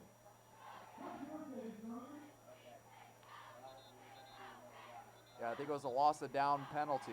So not only did they lose the down, but Basha gets the ball inside the 10-yard line. So that's a big turn of events and a break for the Bears, who now get the ball in the red zone in very good territory, to say the least. Sifferman's back in the quarterback position. He's in the wildcat formation. He's going to take the direct snap. He gets a snap, now rushes off to the right, breaks into near the goal line. He gets hit by the goal line, but he's not in. It looks like he's going to be down just around the 1 or 2 yard line, and there's going to be a trainer coming out now. It looks like they're attending to Sifferman. Yeah, I don't know if the audience back home could hear the ooh, but that was Sifferman landing on his head. He is rolling around in pain right now, hitting the ground vigorously. Not a good sign you want to see. They do have a gator going out there to tend to him, maybe with a team doctor on it, as the players huddle around, some taking a knee right now. Doesn't look good for Sifferman. Hopefully everything's okay. It was a big collision on the play. And we sure hope Sifferman's all right. He's down and in pain right now and getting a lot of attention from the training staff. And as we said, we sure hope he's all right. He is moving his extremities, so it does seem that there is no severe damage, although he is being helped off the field. Looks like it's a lower body injury, too, as he is not putting any weight on that right leg of his. Being helped off. He's going to get a nice applause from this Basha crowd as he heads off field. That's a big loss for the Bears. Yeah, he's definitely favoring that right ankle there. Maybe a high ankle sprain. It'll be interesting to see how Basha adjusts to losing one of their best players. Not a good sign, not putting any weight on that right leg. And as we said, we sure hope he's all right, as Phelan now back in the game, and we're back to action. He's in the shotgun set. He's going to motion a man who breaks to the outside, pushes around, breaks around tackler, but he's dragged down at around the 3-yard line. Almost looked like a horse collar tackle there, but nothing doing on that run on the reverse. So Ty Sifferman, who just came out of this ball game due to injuries, down the trainer's table right now being attended to. Back on the field, though, it's Phelan, who has his offense in the red zone. It's 3rd and 4 from the 4-yard line. Phelan in the shotgun set as one back to his right. He's going to hand it off to his running back, and that's going to be a touchdown for Cole Lundberg as he breaks into the end zone, and just like that, it's 27-7 Basha. Yeah, that's Cole Lundberg's second touchdown of the game. He had the very first touchdown of this game, and he gets another one on the ground from about 7 yards out. Put the Bears up 27-7 here with 9:38 left in the third quarter. So Cole Lundberg comes through with a 4-yard touchdown run. Basha makes a defensive stop, forces a turnover or gets a break and gets the ball in the red zone, and then they punch it in for a touchdown, and their offense just continues to roll. And Cole Lundberg caps off the drive with a 4-yard rush. Now here's the field goal kick, and it's up and through the uprights. Sifferman not in the field to kick that one as he just got injured. And nevertheless, the new kicker who's in the ball game boots that one through the uprights to make it a 3-possession game for Basha. Absolutely. Now they're going to have a new kicker in place of Sifferman. Sifferman, obviously a key aspect in every asset of tonight's football game, whether that be offense, playing cornerback on defense, kicking the ball on special teams. The kid does it all, and Basha's going to have to adjust to see how they can replace Sifferman for the time being. And minus the touchdown score from the Bears, you can see the cause for concern on the Basha sideline right now. A lot of his teammates coming over to him, making sure he's all right. That's one of their brothers who just went down, and coming over, making sure that he's all right. As I said, a senior leader for this Basha team, and like I said earlier, we sure hope he's all right down there on the sideline.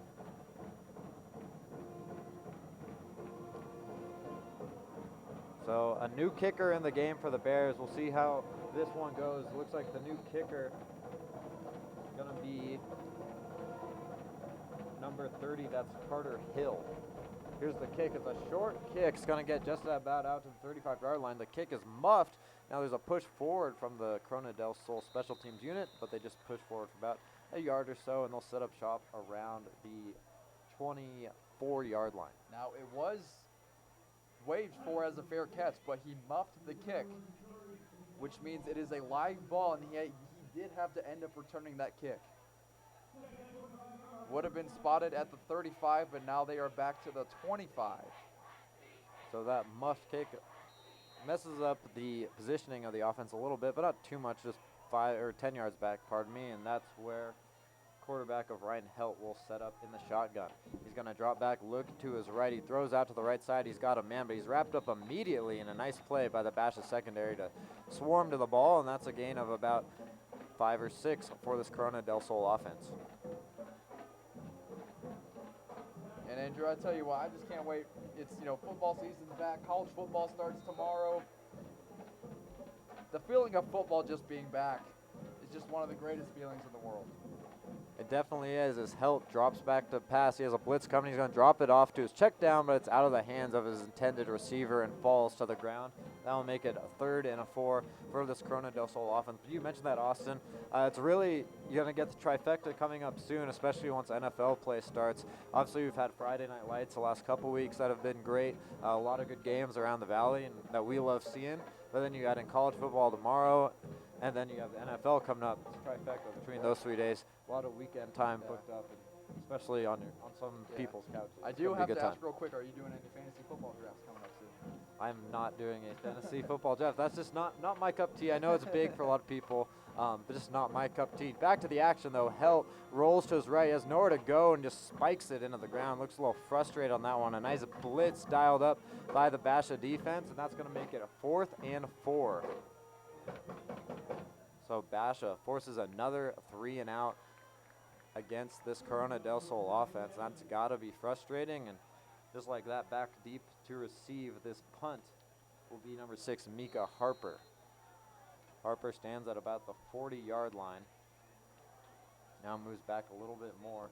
8:54 remaining in this 3rd quarter. 28-7, Basha leads Corona del Sol. Here's the punt. It's up and into the air. Harper's just going to let it drop in front of him. It's going to take a friendly bounce out near midfield. A friendly bounce in favor of the Bears, and they're going to set up shop with some more good field position. Yeah, Harper was back to receive that last punt. He actually had that touchdown reception from Gabe Friend, the junior quarterback, earlier in this game. So Harper taking the place of Sifferman with the returning duties. I mentioned Gabe Friend as well. He's on the sideline right now, but Connor Phelan started this game, then sat out for a little bit. He's now back in the ball game for this Basha team. He's going to step back out on the sideline now. Ball placed at the 44-yard line of the Bears. Phelan in the shotgun set, has a running back in the backfield as well as 2 wide receivers out to his right, 1 to his left. He's going to hand it off up the middle. That's to Lundberg. Lundberg's going to bounce it out to the outside. He's into the open field and has a 1st down. He's into Corona del Sol territory. Lundberg continues to impress as this game wears on. Mentioned earlier in this ball game, Basha really was intent on the passing game, but as this game has worn on, Lundberg has made himself a presence. So Phelan gets the play call from the sideline. He's going to relay it to his offensive line. Clock will start up in just a second, and it looks like we're going to have a timeout of sorts. The refs are going to blow the whistle. No flag on the play. So what happened there is they didn't reset the play clock, took a little official timeout to reset that. Now the play clock is back and going, and we're back to it. A ball placed on the left hash. Phelan in the shotgun set. He's going to hand it off to Lundberg again. He's going to push forward, get a nice chunky yardage before he's taken down after about just about 5 yards of rushing. Yeah, Corona del Sol is playing cover 0 right now, which means they have no safety help over the top. They are playing man-to-man underneath. Now, you may see 2 safeties there, but they are playing man, which means they have no safety help over the top. And the way that this Basha team has been able to spread out the ball passing, it's not like they're an offense that can't go over the top or throw a deep ball. Might become a little bit of a risk because this one's handed up back off up the middle. Another rush, and it's going to be another push forward for a gain of about 2 or 3 yards. Camden Mateen, the wide receiver, comes back into the game in place of Andy Robinson. So that clock continues to tick for Basha. Not necessarily in the prevent mode yet, but definitely taking a little bit more time out there on the field as this creates a 3rd and short for the Bears. So 3rd and 4, Phelan in the shotgun set, has 2 wide receivers out to his right and another flag, and it looks like the Aztecs once again have jumped into the neutral zone, and that's going to be an automatic first down. I mean, they're going to see this a lot in film, and coach is going to harp on it. They may have to do a little bit of extra running in practice for it, but I don't know what's going on. But there's just been penalties left and right this whole game. A lot of gifts for this Bash offense tonight, and when they have gotten the opportunity, they have done what the good teams do, and they've made those penalties hurt, as exemplified by the scoreboard. 28-7 right now in front of the Bears, or the Bears are in front, pardon me, as Phelan gets his play call audibles. Now he's back in the shotgun set. He's going to drop back, look to his right. He has a man, but he overshoots him. It's going to create a 2nd and 10. He didn't follow through with his throwing motion right there, and he just airmailed that last pass, resulting in an incompletion. So Phelan will look to get back to the drawing board after that last incompletion. When he has been in the game tonight, he's been pretty solid for this Basha team. So he's going to get back in the shotgun. Has 2 receivers out to his right, 1 to his left, as well as a halfback in the backfield. Single set formation. He's going to roll to his right. He's got time to throw. He looks downfield. He has a man. He has his intended receiver. Looks like that's going to be Camden Mateen, who has it on the sideline. And that's going to be near the first down marker. Yeah, Camden Mateen, more like a tertiary receiver in this game. He's got a few receptions, not the first option, but he is one of those guys that as Phelan goes through his progression that he'll find going from right to left. So that last reception creates another 3rd and short. They're going to try to draw him off sides. The Corona del Sol defense jumps, but they don't pass the neutral zone, or they don't jump off sides this time. Phelan tried to catch him off guard one more time. Now he gets the snap. He's going to hand it off up the middle, and Lundberg, we haven't seen it too often tonight, but he's stuffed and wrapped up in the backfield by the Corona del Sol defense, and that's going to create a 4th down situation now for the Bears, and I imagine they're probably going to go for it in this situation. Yeah. I mean, it's a 4th and 4, 4th and short. It's pretty much in no man's land. You're right around the 30-yard line. There's no use of punting it. And if you don't get it, then that makes them go 70 yards the length of the field anyway. So, all in all, it's pretty much well worth going for it here. So 3 receivers out to Phelan's left, 1 to his right.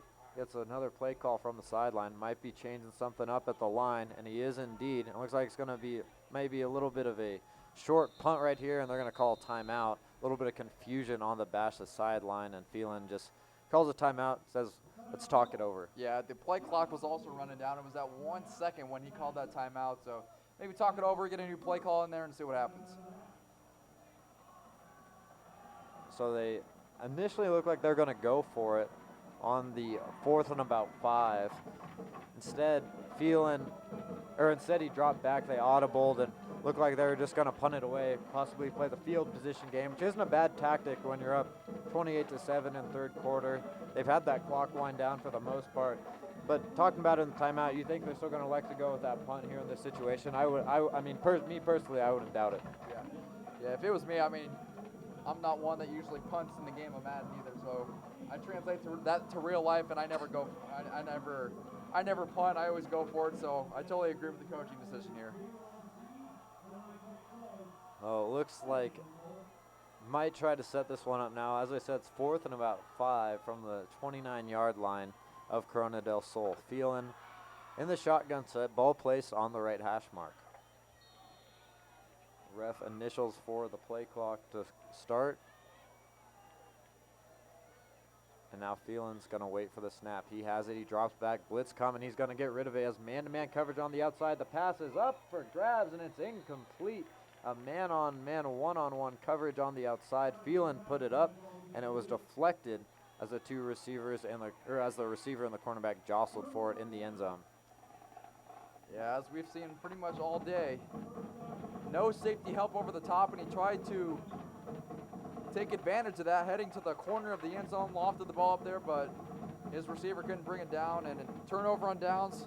Not too much damage done. They're still on the 29-yard line, so they're going to make him go 71 yards the length of the field the other way. Camden Mateen was the intended receiver on that play. Phelan's having a word with him on the sideline over there. Quarterback and receiver just going over what they saw, what happened on that last play, and getting back to the Corona del Sol offense now. Helt will drop back to pass. He has a man over the receiver, and it's dropped over the middle. That would have been a first down, but it was dropped on the play, and that's going to create a 2nd and 10.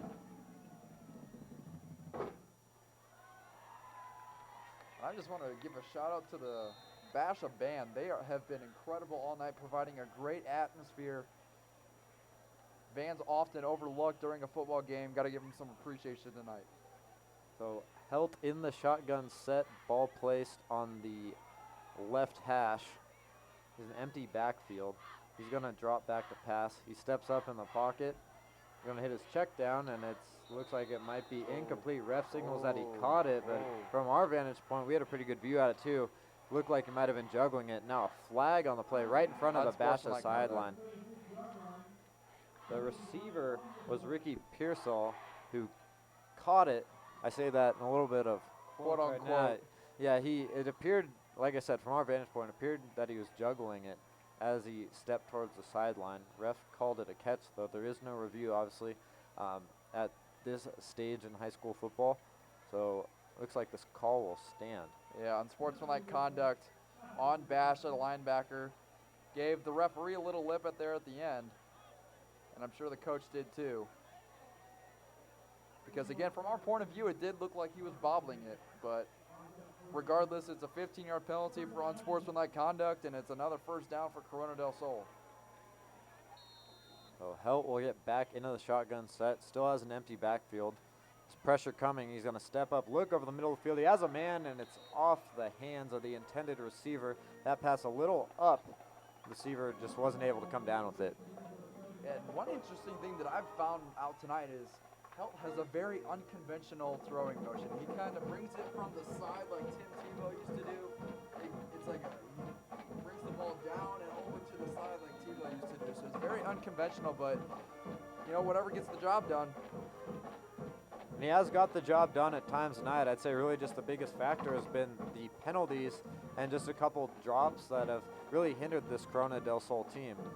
With that, Helt will get back to action. He motions a man to his right. He has that man. It's Pearsall out on the right side. He gets a swing pass out the right. He breaks a couple tackles, gets a couple blocks. There's a flag on the play, keeps his feet moving, and he's down near the first down marker. Should be a horse collar tackle. Looks like it will be a horse collar face mask. At least that's what it looked like from here. He's gang tackled on the right sideline. To Pearsall's credit, he kept his feet moving, gained a couple extra yards. So still waiting for the call. Refs are discussing it right now. Pick the flag up.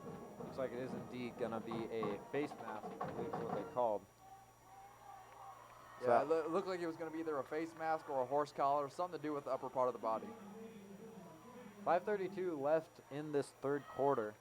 Basha leads this one 28-7 over Corona del Sol.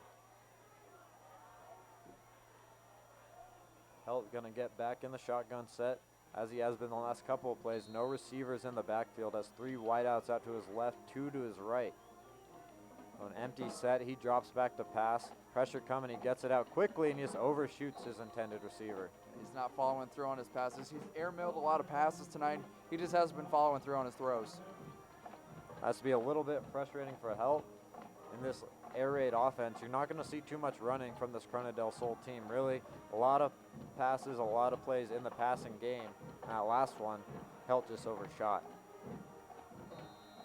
So 2nd and 10, we'll do it over again. Ball placed on the Basha 25-yard line. Yeah, Basha in their nickel defense with 5 defensive backs on the field. Aztecs driving, pressure coming. Helt's got to roll out. He gets rid of it quickly, drops a pass down in the breadbasket of his receiver, who makes the catch.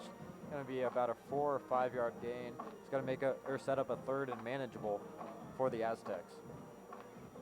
Yeah, Basha was playing cover 2 there, which means 2 safeties are dropping back in their zones over the top, while the corners play man-to-man underneath. So Helt gets back in the shotgun, ball placed on the right hash mark at the 20-yard line. Helt drops back, looks over the middle field, has time, throws, and it's caught by Pearsall. Pearsall bounces one to the outside before he's wrapped up. That's a Corona del Sol 1st down. So Helt keeps the sticks moving on 3rd down and continues to give his team a chance. He's going to go get the play call at his sideline.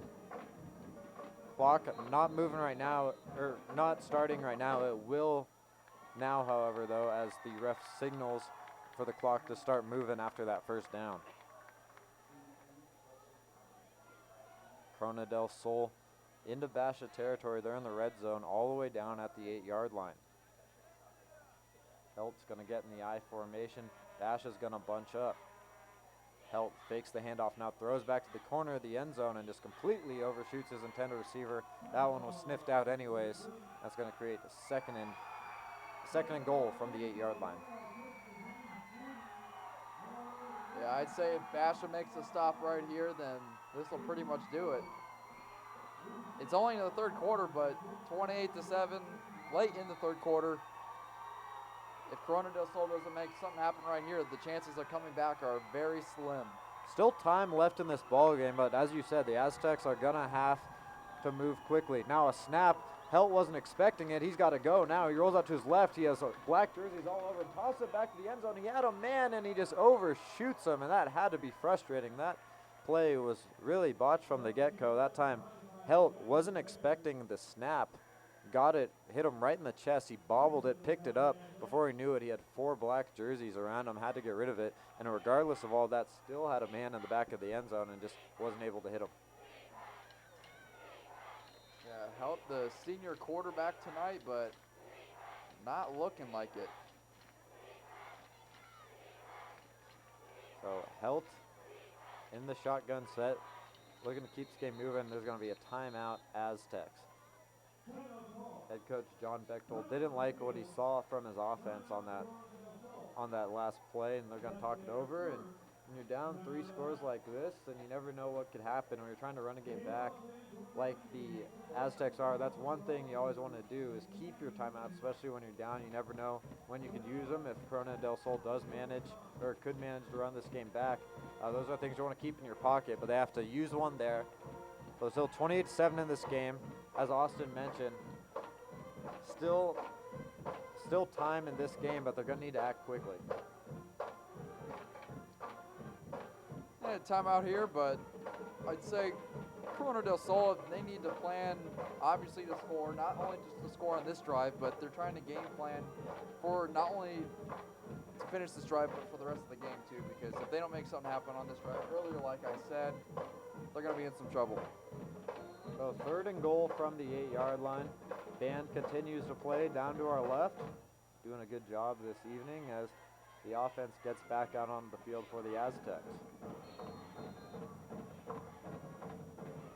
Helt's going to get on his center on this 3rd and 8 situation. He has a running back behind him in the backfield. He's going to swing to his left now. Another reverse. Pearsall has it. He is going to throw some trickery, and it's incomplete as he just threw that one short. Actually, they're gonna call that complete. Pardon me, a completion.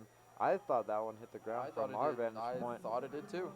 But that is indeed a completion. That's going to make it 4th and 2. I imagine down 3 scores is going to be going for this one. Well, under 4 minutes now left in this 3rd quarter as the clock continues to wind down. A big play if Corona del Sol wants any chance of getting back into this game. 4th down, crowd starts to come to life. Ball placed at the 2-yard line. Helt's gonna get under center. He has a power formation in the eye.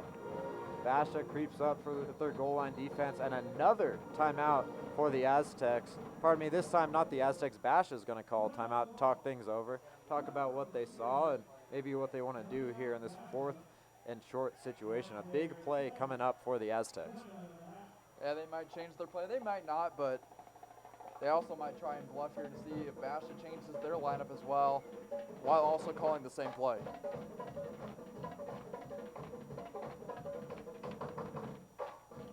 A timeout for Basha. That was their second timeout of the half, so they just have one left. Corona del Sol has 2. As I said, a big play coming up here for the Aztecs if they want any chance of coming back in this one and possibly holding a big comeback in the 4th quarter. Ball placed on the 2-yard line. Be 4th and goal. Basha sideline signaling to their student section to get loud. Sifferman still getting his ankle tended to down by the medical staff. Oh, Helt under center. He's going to hand it off. It's going to be bounced to the outside. Looks like it's a touchdown of Corona del Sol. That time is Jack Pearsall who gets the handoff in the I formation. Had nowhere to go in the backfield, but he takes care of things himself. Bounces the outside and then finds the end zone. That's a huge score for Corona del Sol. It's now 28-13. Yeah, he made someone out of nothing. He was about at the 5-yard line when he was starting to get bunched up. A lot of defenders in that backfield. He bounced it out to the left side and got that much-needed touchdown that the Aztecs had to get. And Pearsall really had nowhere to go. Basha crowded the box, got into the backfield, and he just took care of things himself. Here's the PAT. It's up, and it's through the uprights, just like that. Score game. Still plenty of time left in this ball game with 3:22 left in the 3rd quarter. And that was a little more than just up and through the uprights. That thing was booted almost to the track. That was almost a 30-yard field goal right there. Oh, a big kick through the uprights and a big score for the Aztecs to pull this thing a little closer.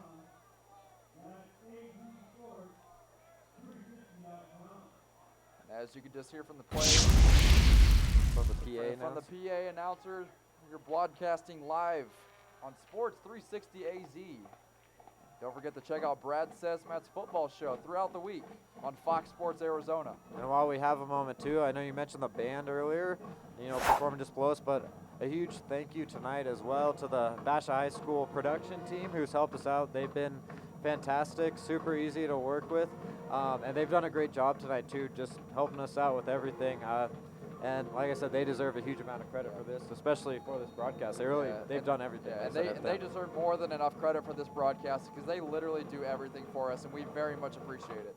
So now here's the kick return. It's going to be Mateen who has it. He's going to bounce to the outside. He's out past the 25, evades a couple defenders, wraps up the ball as defenders tried to strip that one out, but an impressive run back from Camden Mateen. He takes that one all the way out near the 37-yard line. And I don't know if you saw this, but number 54, I thought it was pretty blatant a block in the back. The player was turned to his back, and he blocked him, hit him pretty hard in the back, but nonetheless, it was a good return from Basha. Now out to the 39-yard line on the 1st and 10 for the Bears. So it looks like Phelan this time, as we saw in the first half, he's going to sit out on the sideline. That means Gabe Friend is back in the game. Friend already has 2 touchdown passes, yet he was not the starting quarterback to begin this night. So a little bit of a quarterback mix-up. It looks like there's no false start call as it looked like the line moved, but there's still no call. Friend is wrapped up in the backfield. And now there's some little extracurriculars after the play. Nonetheless, a play that looked like initially was a false start or maybe some early movement gets blown up, and it's a big loss for the Bears. Yeah, Friend not happy with that, and neither were some of his teammates. So Friend gets a play call from the sideline. It's going to be 2nd and 24 after that sack in the backfield. Now, I did see Phelan warming up before this drive started, but they did decide to put Friend in the lineup. False start on the running back. Movement there. I mentioned it looked like the play before there might have been movement. That time there definitely was, and the refs caught it. It's going to push him back 5 yards more. It's It's going to make it 2nd and 29 for Basha. Imagine if you're the Bears, look up at that clock. It's a 2-score game, 2:21 remaining. Maybe at the very least here, try to milk some clock, run that thing down a little sooner, as Corona del Sol does continue to play against really 2 teams now between Basha and the clock in the rest of this 3rd quarter. And almost themselves. Now to give you an update on Sifferman, he does have an ankle brace on that right ankle, it looks like. And it doesn't seem like he's coming back into this game anytime soon. Sitting down on the Basha sideline right now. He's on the trainer's table. If you're just joining us, Ty Sifferman, who is one of the leaders for this Basha team and really just a jack of all trades, plays wide receiver, running back, even does a little kicking for them as well. He went down earlier in this 3rd quarter on a play near the goal line. Also took some snaps at quarterback in the Wildcat formation too. In fact, the play where he went out of the game was out of the Wildcat formation. But now back to the action. Friend has, he's going to have a delayed handoff. It's a design draw. It's a big rush upfield to Lunderman. Lunderman's all the way into the open field. Lundberg all the way down to the 25, 20, 15, 10, cuts it back, 5, touchdown. Basha, huge run for Cole Lundberg. That was impressive, and just like that, it's 34-14 Bears. Yeah, 80-yard touchdown run by the running back, showcasing his speed by Lundberg. And that will open up this game to a 34-14, 20-point lead here in the 3rd quarter with 1:54 left. Cole Lundberg with a huge burst, just gashing into the teeth of the Corona del Sol defense. And that has to be a little deflating if you're the Aztecs. You just make it a 2-score game. Next possession out, you push Basha all the way back to a 2nd and 29, and just like that, Lundberg takes care of the rest as the PAT is up and through the uprights since now 35-14 Basha. As I said, a huge play right there by Lundberg, breaking this game open a little bit more. Yeah. You can hear the band playing their version of the Notre Dame fight song for Basha's high school fight song. And Basha now up by 21 points. Lundberg with an 80-yard burst that pushes this game back up to 3 scores. And Lundberg, he's had quite a night in the backfield. Like I said, especially as this game is worn on, he's just been a go-to for this Basha offense. Especially with the absence of Sifferman on the sideline, you might look for other options. That next man mentality, Lundberg really stepped up and accepted the challenge. Now for me, I would consider putting in the 2nd stringers and taking some out the 1st stringer, because at this point, if you leave your 1st stringers in there, you're pretty much just padding stats and running up the score. Still 3rd quarter, you never know. I think it depends on what Corona del Sol does within this next possession, but we'll have to see what happens here as the kick is up.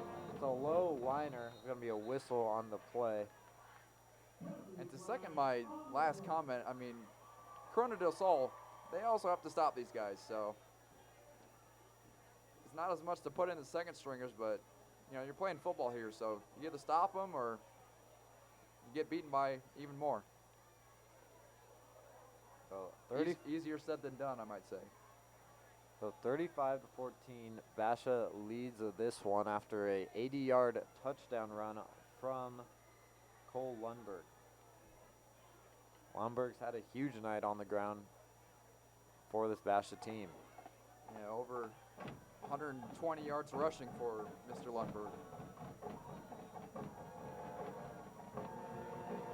Well, as Ty Sifferman out of the game, as we mentioned earlier, with an injury.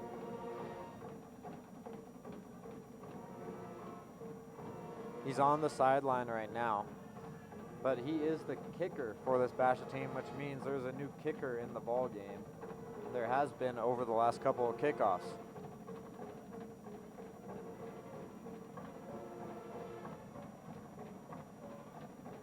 Seems to be a little bit of a miscommunication here on the kickoff, and there is Another yet flag. again another flag.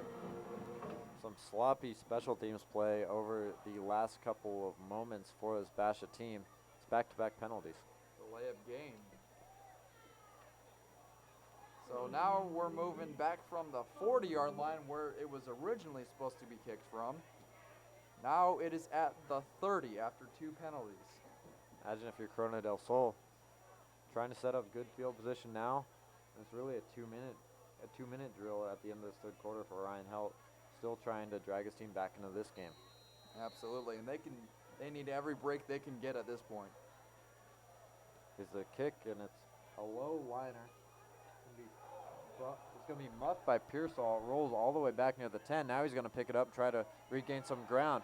Now he's going to push up field, and he gets back to about the 20-yard line. Looked like there could have been a block in the back on that play. There was no call. And now the Corona del Sol offense will set up shop. Yeah, that was a very low line drive, and it scuffed over to the ground. It hit right around the 25-yard line and couldn't pick it up, and it landed right around the 12.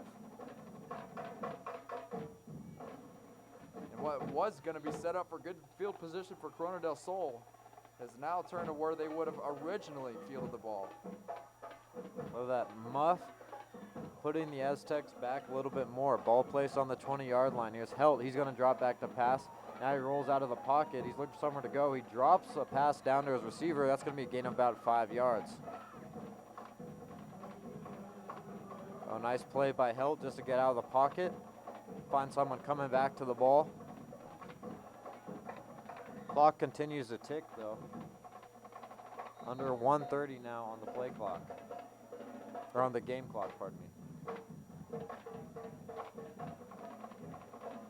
So Helt in the shotgun set, 3 receivers out to his right, or to his left as he now drops back to pass. Steps up in the pocket, he's looking for someone to go. He has Pearsall, who stumbles forward for a first down.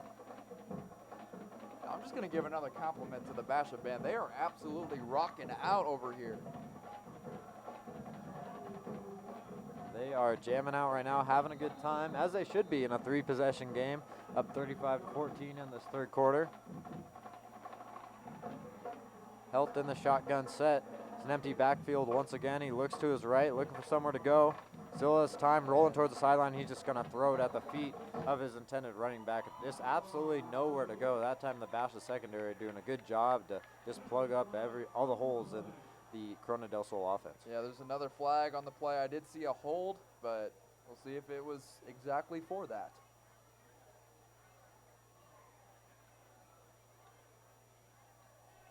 Looks like that is indeed the call. Yerpy. So flags, penalties, been the story of the night really for Corona del Sol, and you have to wonder if they don't have the penalties that they have, where they might be in this game. You know, the offense has played well at times. Defense has been out on the field a lot, but if they don't have some of the penalties that have hindered them so much in this game, it might be a different ball game. I would absolutely agree with that, but you can also say that for Basha too, because Basha's got a lot of penalties of their own, and you wonder if they didn't have all those penalties, if they would have opened this game up a little more.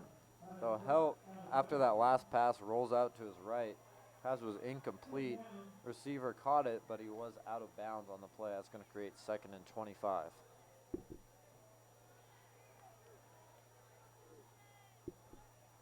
But as you said, Austin, penalties on both sides. It's just that Basha's made a few less than Corona del Sol. They've just been hindered by that all night, really just shooting themselves in the foot. Yeah. Helt changing something up at the line of scrimmage. Basha in their nickel look as Corona del Sol spreads it out. Empty backfield. Helt back to pass, looks to his right. He has a man, but he's going to be wrapped up immediately on a nice tackle. And that was a perfect form tackle. He had his head off to the side, kept his head up, did not use the crown of his helmet, which there has been plenty of issues with in the NFL recently. Very good form tackle for a minimal gain as the clock winds down here in the third quarter with less than 12 seconds left. See if Corona del Sol can get one more play off before this third quarter ends. Doesn't look like they're going to do so as they're walking towards their own sideline. And with that, as the clock is just about to strike 0, at the end of 3 quarters here at Basha High School, it's the Bears 35, Corona del Sol 14. So 1 quarter left to play. What were some of your third quarter takeaways from that one, Austin? Penalties. Penalties, penalties, penalties. I mean, it's been over the course of the whole game, but that's all I can say is just penalties. Clean it up. It's been careless mistakes. I mean, the coaches and players are going to go over this on film on Monday, but there's really nothing more you can do at this point. I mean, yeah, you can try to score. Easier said than done, but if Basha scores, I'd say at least any type of points in this quarter, this game is pretty much done. And this drive's pivotal. And the other thing is that a 3-possession game, Basha has the ability. Seen the running game, Cole Lundberg. What made this score 35-14 is he has an 80-yard rush. During this third quarter, the passing game really hasn't been the story for the Bears. It's been the ground attack. And if you're not able to stop that during crunch time, especially during the fourth quarter, it makes things very difficult. And unless, some things are tightened up, I think that's a little bit of a challenge going this fourth quarter. But now there's some things you can change skill set wise, changing cover 2 to cover 3, playing man to man, playing zone blitz, man blitz, but it's just certain things you have to learn and adjust from, and they didn't really do that. Corona del Sol did not do that coming out of halftime, and they paid for it. And now Helt has pressure in his face. He's going to throw it out to the left side. It's in and out of the hands of his intended receiver. Helt took a shot on that one. He comes up limping a little bit. That was 3rd and 21, so now they're going to have to send out the punting unit as this game continues to wind down. Yeah, Corona del Sol trying to muster any yards, any action they can get in the positive direction. It's just not happening for them today. So 4th and 21. Mika Harper is back deep to return. He stands just in front of the 40-yard line. Here's a kick off the side of the foot of the punter. Harper signals for a fair catch. He's going to catch the ball at the 44-yard line of Basha, and that is where the offense will set up shop and look to ice the clock a little bit here with this one winding down. It'd be interesting to see if Connor Phelan or Gabe Friend or maybe the 3rd-string quarterback comes out onto the field for this drive. Friend in the huddle right now. He's going to be the one who goes out. Phelan doesn't have his helmet on right now. He's talking things over with the offense. First team still in for the Bears. Lundberg comes back out. Imagine he's going to get a lot of touches here in this fourth quarter. Friend in the shotgun set. He has Lundberg to his right. Ball placed on the left hash. Offense taking their time. Here's the snap. Here's the handoff to Lundberg. He pushes forward. That's a gain of maybe 1. Looks like got it back. It looks like he got back to the line of scrimmage.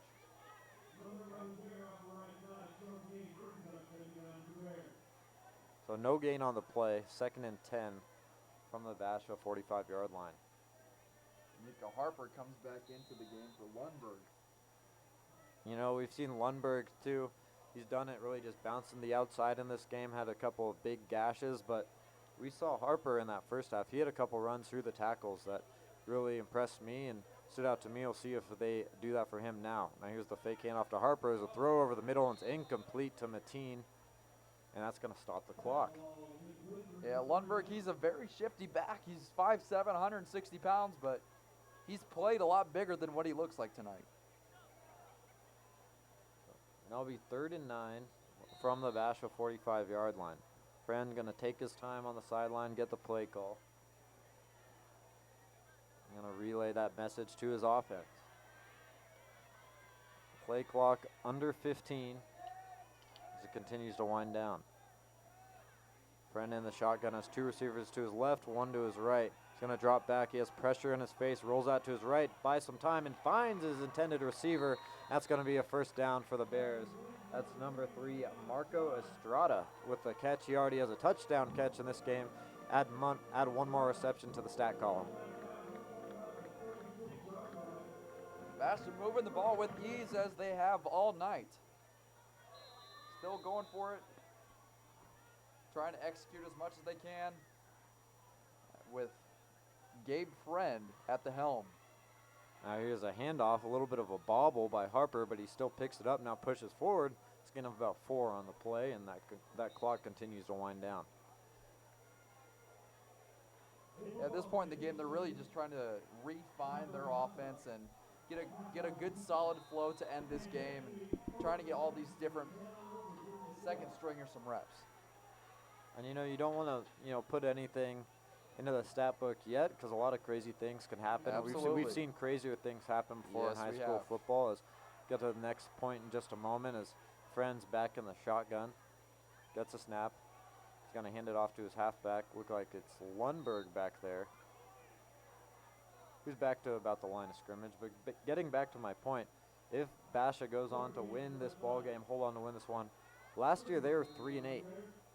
This year, if they pick up this one, they'll be 3-0, meaning they'll match their win total from last season. So if you're Chris McDonald and company, looking to get off to a good start with this Basha program, and he's right on track to doing so right now, already tying his win total from last year. Yeah, Chris McDonald making a very big impact this season, really turning this program around almost 180 degrees from where it was last season.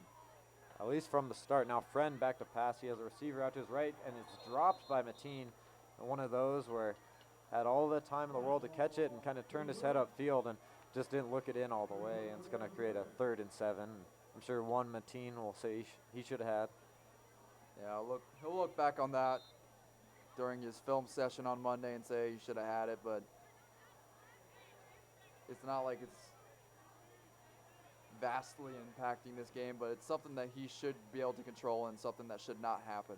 He makes those catches more often than not as Yeah, well. I would He's not- agree. Sets up 4th and 7. Good punt. Basha's just going to play the special teams game, and a beautiful punt, absolutely perfect by Connor Phelan, who punted that ball.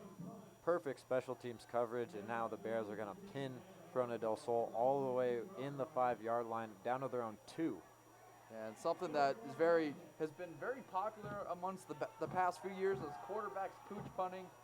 That last play, Phelan motioned his 2 running backs up onto the line, took the snap. There was no one back to return it. One of his teammates beat the ball down to the goal line, and now it's placed at the 2-yard line, forcing the Aztecs to go 98 yards to get their next score. And I mean, that punt was absolutely perfectly placed by Phelan. That couldn't have drawn it up any better than that. It's something that Arizona State is has been doing very much so over the past couple years. So Helt gonna hand it off to his halfback, try to get it out of their own territory and in the shadows of their own end zone, and push forward. Minimal gain on the play, but you mentioned Arizona State. That was a 3-yard rush, and it looks like we have an injury down on the field. Trainers are gonna come out. Don't have the number of the player who's down. I can't see number from this vantage point, but we'll get it to you as soon as possible and as soon as we see it. Yeah, you hate to see injuries no matter what during a football game. During any sport really, but football is a contact sport and it is part of the game. So, especially I'd like to say that at this point in the game too, where the game's kind of winding down, already a three-score game. Someone's down on the field. players starting to cramp up a little bit, dehydration. Just something you don't like to see, and we hope every player is healthy as the rest of this game winds down and the rest of the season. It looks like coming off the field, be number 47.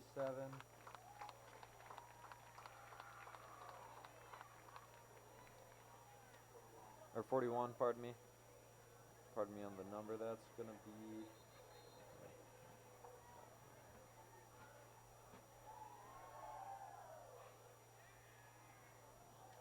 Pardon me, couldn't catch the number there, but he's back to the sideline. Roster issues. Gotta love them. Yeah, roster issues, didn't have it on the scorecard. Glad to see that back up and onto the sideline, though, as Corona del Sol's back in the shotgun set into the shadows of their own end zone. Helt's going to roll out to his right. He has a man. He's going to drop it off to him. That's a gain of about 5 for the Aztecs. Pardon me, 8 for the Aztecs. It's going to be a first down. They're going to move the chains. It was a nice little out route, deep out route to the sticks, is what they call it in the huddle. Out to the sticks is what the play would be called in the huddle. And it's a first down for the Aztecs. Helt, he's going to drop back to pass. He has a man over the middle. It's going to be a reception. He's out near a first down marker, and that should move the chains. Helt putting together a couple of nice passes over these last couple of plays. It seems like they're playing man-to-man on the corners and zone in the middle of the field. As Helt gets his offense out in the full spread formation.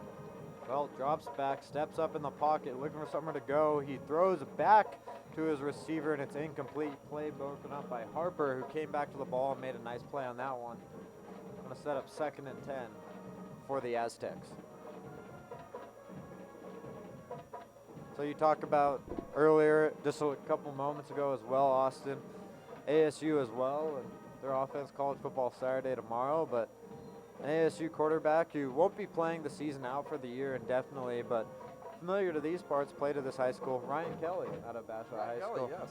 Out of this high school, out of Basha, as Helt rolls out, has nowhere to go, a little bit of a botch play that was ran wrong, and he just throws it to the ground, and a little bit upset with the, not with the play call, but just with how the play panned out. That's going to create 3rd and 10.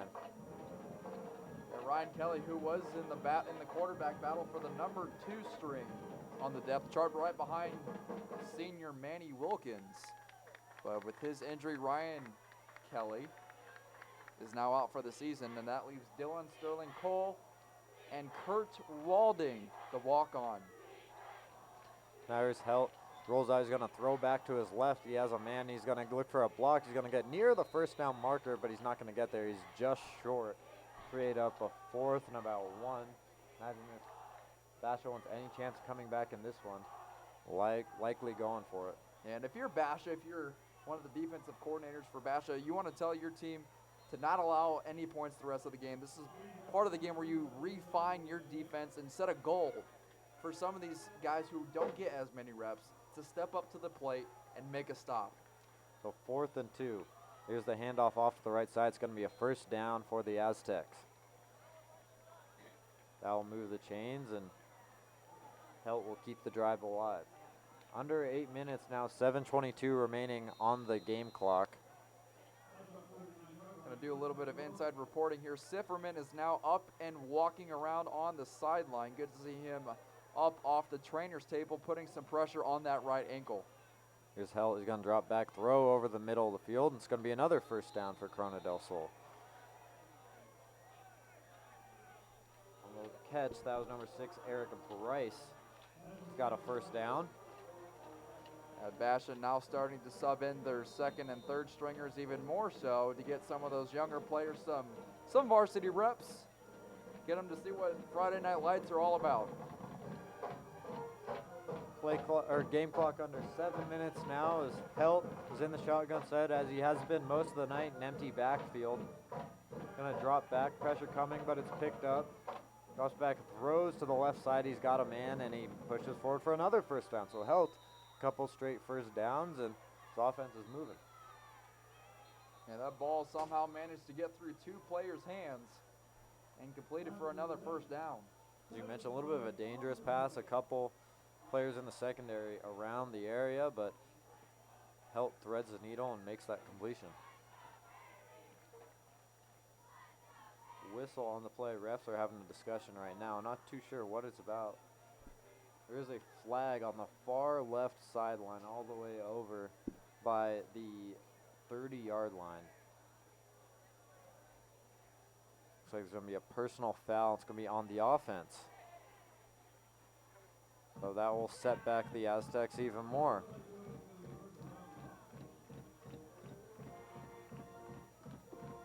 As we head into tomorrow, ASU football and college football is finally coming back around. Andrew, what's going to be one of your favorite parts of the college football season finally coming back around? You know, I think for college football, it's just the atmosphere. I think we've had a great atmosphere tonight here at Basha as well. Student section is something you love to see in Friday Night Lights. They've had a huge turnout tonight, a huge crowd. That's been really fun, but that's one of the things I like seeing in college football as well, just the atmosphere, the excitement around, just the opening Saturday. It's just a blast as Helt goes down. There's a sack on the play. It's going to be number 57. 53, Sean Smeltzer comes up with a sack on that play, and that's going to set back the Aztecs even further. As I said, just the excitement about the sport of football being back. I know we're just breaking August now and into September, but just the excitement about football being back and still early on in the season here. Now here's a screen to the outside. It's gonna be thrown or moved forward, but it's not going anywhere. Yeah. We had a couple college football games tonight as Utah State took on Michigan State. Michigan State managed to escape that one. It was 38-35 the final score as the number 11 ranked Spartans escaped Utah State, and Wisconsin blew out Western Kentucky tonight at Camp Randall. So those are just some college scores from around the area as Helt drops back the pass, steps up in the pocket, has a man over the middle of the field, and he's wrapped up.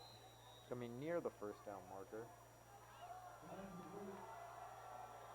See if they rule it for a first down. But you mentioned talking about college games, mentioned some other notable high school games from around the area tonight. But looking ahead for these two teams, for Basha, they're up next. They're going to go to La Jolla Community High School. That'll be a road game for them, so they'll get away from their home field here tonight. As for Corona del Sol, they'll play Boulder Creek at home. It's Corona del Sol team 1-1 on the season now. Blitz coming, but it's an intended screen pass. It's going to hit the halfback, and that's going to be a first down for the Aztecs. So the chains will move again. That time a 4th and short situation. They allowed the blitz to come, set up the quick dump off at the running back, and that moves the sticks. 4th down conversion there for the Aztecs. 35-14 in favor of the Basha Bears, but just under 4:30 left to go in this 4th quarter. So held back to pass, throws over the middle of the field. He has a man. And that ball was almost dropped, but it was secured and tucked away by the tight end.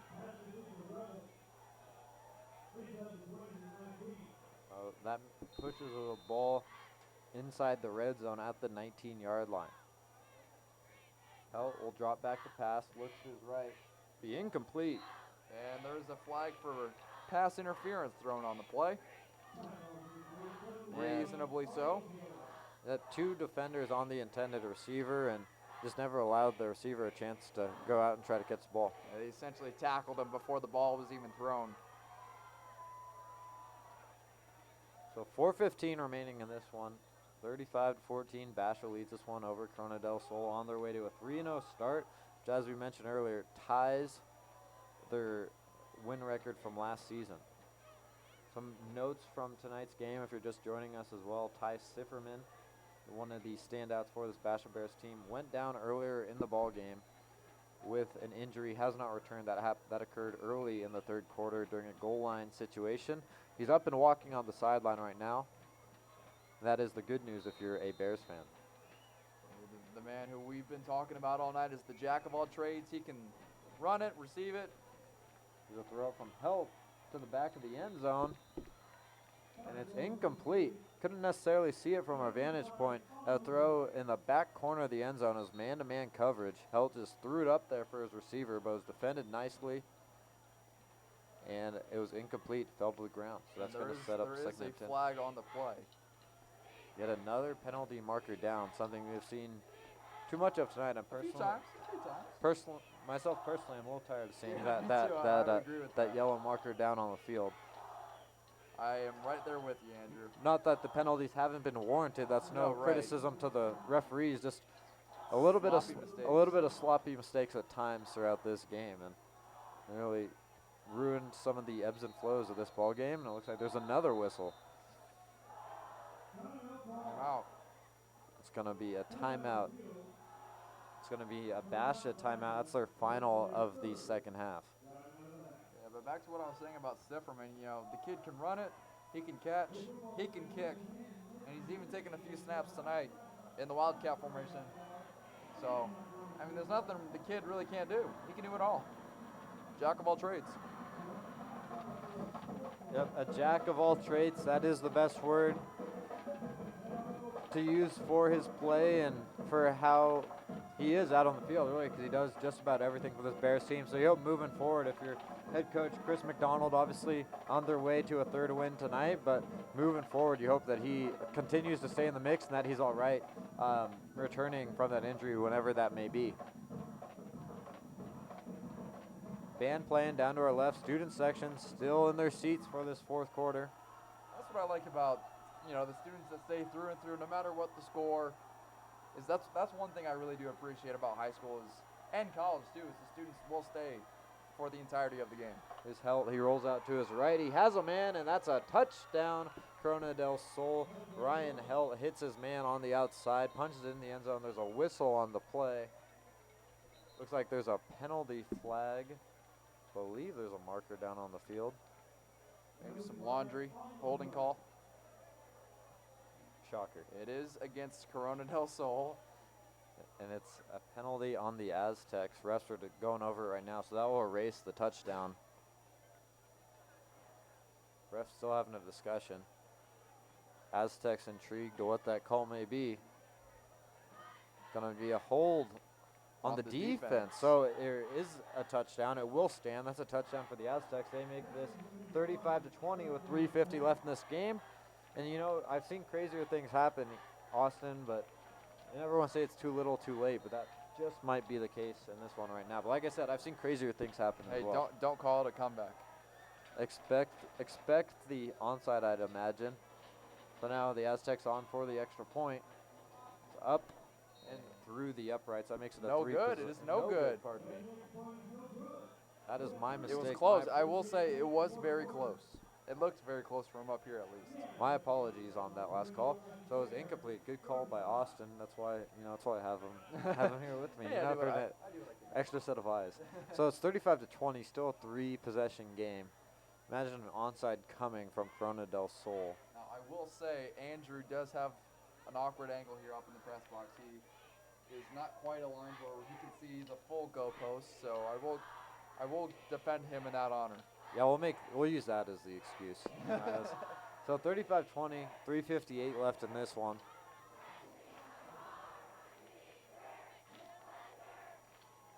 Imagine an onside coming, as I said. 4 minutes. Like I said, I've seen crazier things happen. Never know. You really do never know. Imagine the hands team will be out for the Bears. They are expecting an onside. Probably put your wide receivers, running backs, anyone who has really good hands on the team on the front and second line. Here's the kick. It's the onside, and it's going to be recovered. A nice play there, just a fall on that one. And with that, there's no further harm or anything like that. The man who caught that onside kick was Shea Aviles, a part of the hands team. He secures that one. And with that, Bash will just look to ice this game away. As Phelan checks back into the game. Fourth different substitution we've seen at quarterback tonight between Friend and Phelan. They've both had good games. I say Friend has a little bit of the upper hand, 2 touchdown passes. He's looked very good in his time, but that's nothing to take away from Phelan. He produced very well in his first drive of the game as well, and at points throughout the rest of this game. Imagine here's a couple of handoffs to the running backs. This one's handed off of the middle. Is going to be no gain on the play. Well, extracurriculars there at the end, but that's just the frustrations of being behind 15 points at this point in the game.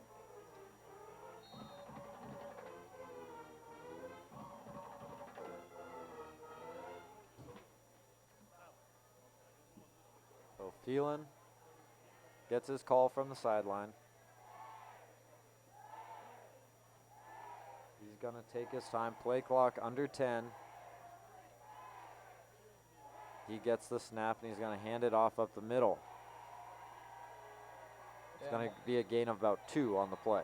And one thing that you're seeing tonight with Basha is even though they're running the ball, they're running it out of the shotgun. They're not running it in the pro-style offense, your typical I formation that you see Stanford run. But they're handing it off from the shotgun, which is what has translated over the past couple years as being the norm in high school and even in college football as well. Some schools even take the knee in the victory formation from the shotgun, which I think is a little much, but that's the extreme extent of. It's all up to the coaches. We're the one telling the story. They're the one making the decision.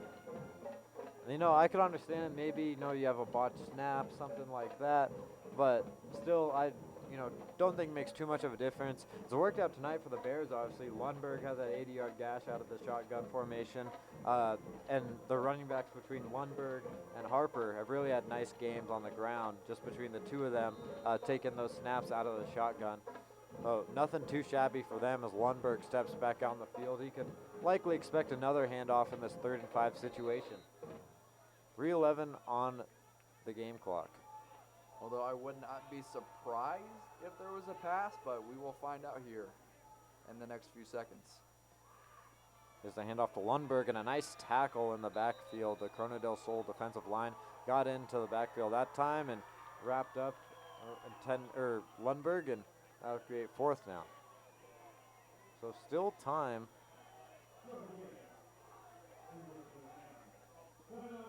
No timeouts left now for Corona del Sol as they stop the clock. But a good job on their end on that last play. Or pardon me, on this last possession. When to start this drive, the clock was at 3:50. It's only 3:05 right now, so the Aztecs do an efficient job of keeping this game manageable. It still would be a very tall task, but as you can imagine, is in a 2-possession game like this, you got to go for the touchdown, get it, maybe a 2-point conversion, maybe even put up the PAT. You already missed a PAT in this game, but Yeah. try to go for that, and then you have to recover the onside Yeah. at that point because with I this mean, if little you're time, gonna go for it, you might as well go all out. I mean, it'd be a prayer, but we've seen, like I said, we've seen crazier things. So special teams unit out for the Bears. Here's the punt. It's up and in the air. It's going to be caught, no fair catch, and wrapped up immediately with a nice tackle by Mateo Estrada. He's been on both sides of the ball tonight. First on offense, nice to see him on special teams making a nice play, and that time makes a nice tackle in the backfield, and there's absolutely no gain on that special teams play. So clock under 3 minutes now, 2:58 remaining in this ball game. See if the Aztecs have anything left in them with no timeouts. They're going to have to move in a hurry if they want any chance of possibly coming back in this game. Well, Helt in the shotgun set, empty backfield as he has been most of the game. Ball placed on the right hash mark. Drops back to pass, looks to his right, steps up in the pocket, has nowhere to go, and he's going to be sacked. That's big because the clock will continue to wind down. There's nothing Corona del Sol can do about it. yeah, Basha just playing all their corners and safeties more than so off the line of scrimmage. They're playing them 5 to 10 yards behind. Off the line of scrimmage, off the receivers to make sure there's nothing deep that goes over their heads. So Helt in the shotgun formation. Clock continues to dwindle down. He's gonna roll to his left. He has a man, throws it low. Did he catch it? We're gonna say Yes, he did. he did. Nonetheless, the receiver didn't get out of bounds. It was a low throw. Still gonna set up a 3rd and long. So an incomplete pass. That situation, as you're playing the clock as well, might almost be better in that situation to let the ball drop. Absolutely. So Helt with the ball placed on the left hash, under 2 minutes remaining now. It's 3rd and 8 for the Aztecs. Drops back, throws over the middle field, has a man, but it's incomplete off the receiver's hands. That would have been a big gain and a 1st down that would have moved the chains. Right, that's something we've seen a lot tonight too, is so many dropped passes. I mean, even the passes that have been caught, they've been bobbled in one way or another. So, I mean, another dropped pass right there and another sloppy play by Corona del Sol. This has to be frustrating if you're an Aztec. You feel like we said earlier, you don't want to speculate too much, but what would this game be like if there wasn't as many penalties and maybe drop passes as they've had? Now here's Helt's thrown. It's a bullet that's incomplete out of the hands of his intended receiver. That's a turnover on downs, and that will just about do it. Basher can just set up in victory formation, and that's going to be the ball game. Yeah, I mean, Corona del Sol, I mean, give them credit. They they went all out. They were really trying to make something happen, but push comes to shove, they just didn't do enough. Like I said, penalties, biggest storyline in this game for the Aztecs. And for the Bears as well. They've penalized a lot this game. Basha had their fair share of penalties as well, just made a few less mistakes and mental mistakes than the Corona del Sol sideline, and that will be chalked up to the film room on Monday. But for now, it's looking like a 3-0 start for the Basha Bears, tying their win record from last season. They'll get in the victory formation. It's got to be a good feeling for Chris McDonald as this clock gets set to wind down. Phelan, senior quarterback, will get under center. He's going to take a knee and wait for the next one as the play clock continues to wind down. Yeah, both quarterbacks today, Connor Phelan and Gabe Friend, had really good games, I feel. You know, Gabe Friend tossing that first touchdown, kind of starting to get things going after Longberg scored that rushing touchdown to kick things off. But overall, Basha, in all aspects of the game, they had everything, anything and everything going in their favor tonight. The big storyline, two quarterbacks playing tonight for the Bears, Connor Phelan and Gabe Friend. Friend had a good showing, had 2 touchdown passes. Mateo Estrada had a touchdown catch as well. As Phelan takes another knee, game clock under 50 now, and just be winding down the last seconds of this one. Just about going to do it for our broadcast tonight. Before the rest of the game clock winds down, before the rest of this game winds down, any thoughts that you have just about this Basha team, Corona del Sol, moving forward, and just overall this game tonight? I mean, from what I've seen tonight, I know Basha's going to move from 1-1 to 1-2, but for Basha, from turning into a 3-8 team to a 3-0 team, they're moving in the right direction. So, I mean, if they play, you know, chip off the few penalties, clean some stuff up, with that, it's all fixed, and that's all going to be fixed in the film room. If they fix everything up, they're going to be really good this season.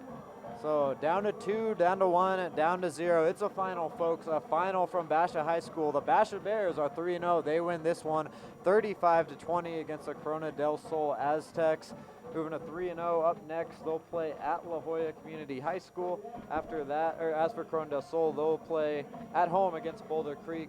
They move to 1-2 on the season. But for myself, Andrew Bell, and my play-by-play partner, Austin Burnett, we'd like to thank you for joining us tonight, as well as a huge thank you to the production team here at Basha High School. They did a great job, and we're so friendly and nice with just setting everything up, and we appreciate that they had us here for the broadcast tonight. But as I said, for myself and Austin, thank you so much for joining us. One last time from Basha High School, the final score, Basha 35, Corona del Sol 20. Thank you so much for joining us, and we hope you have a pleasant good evening.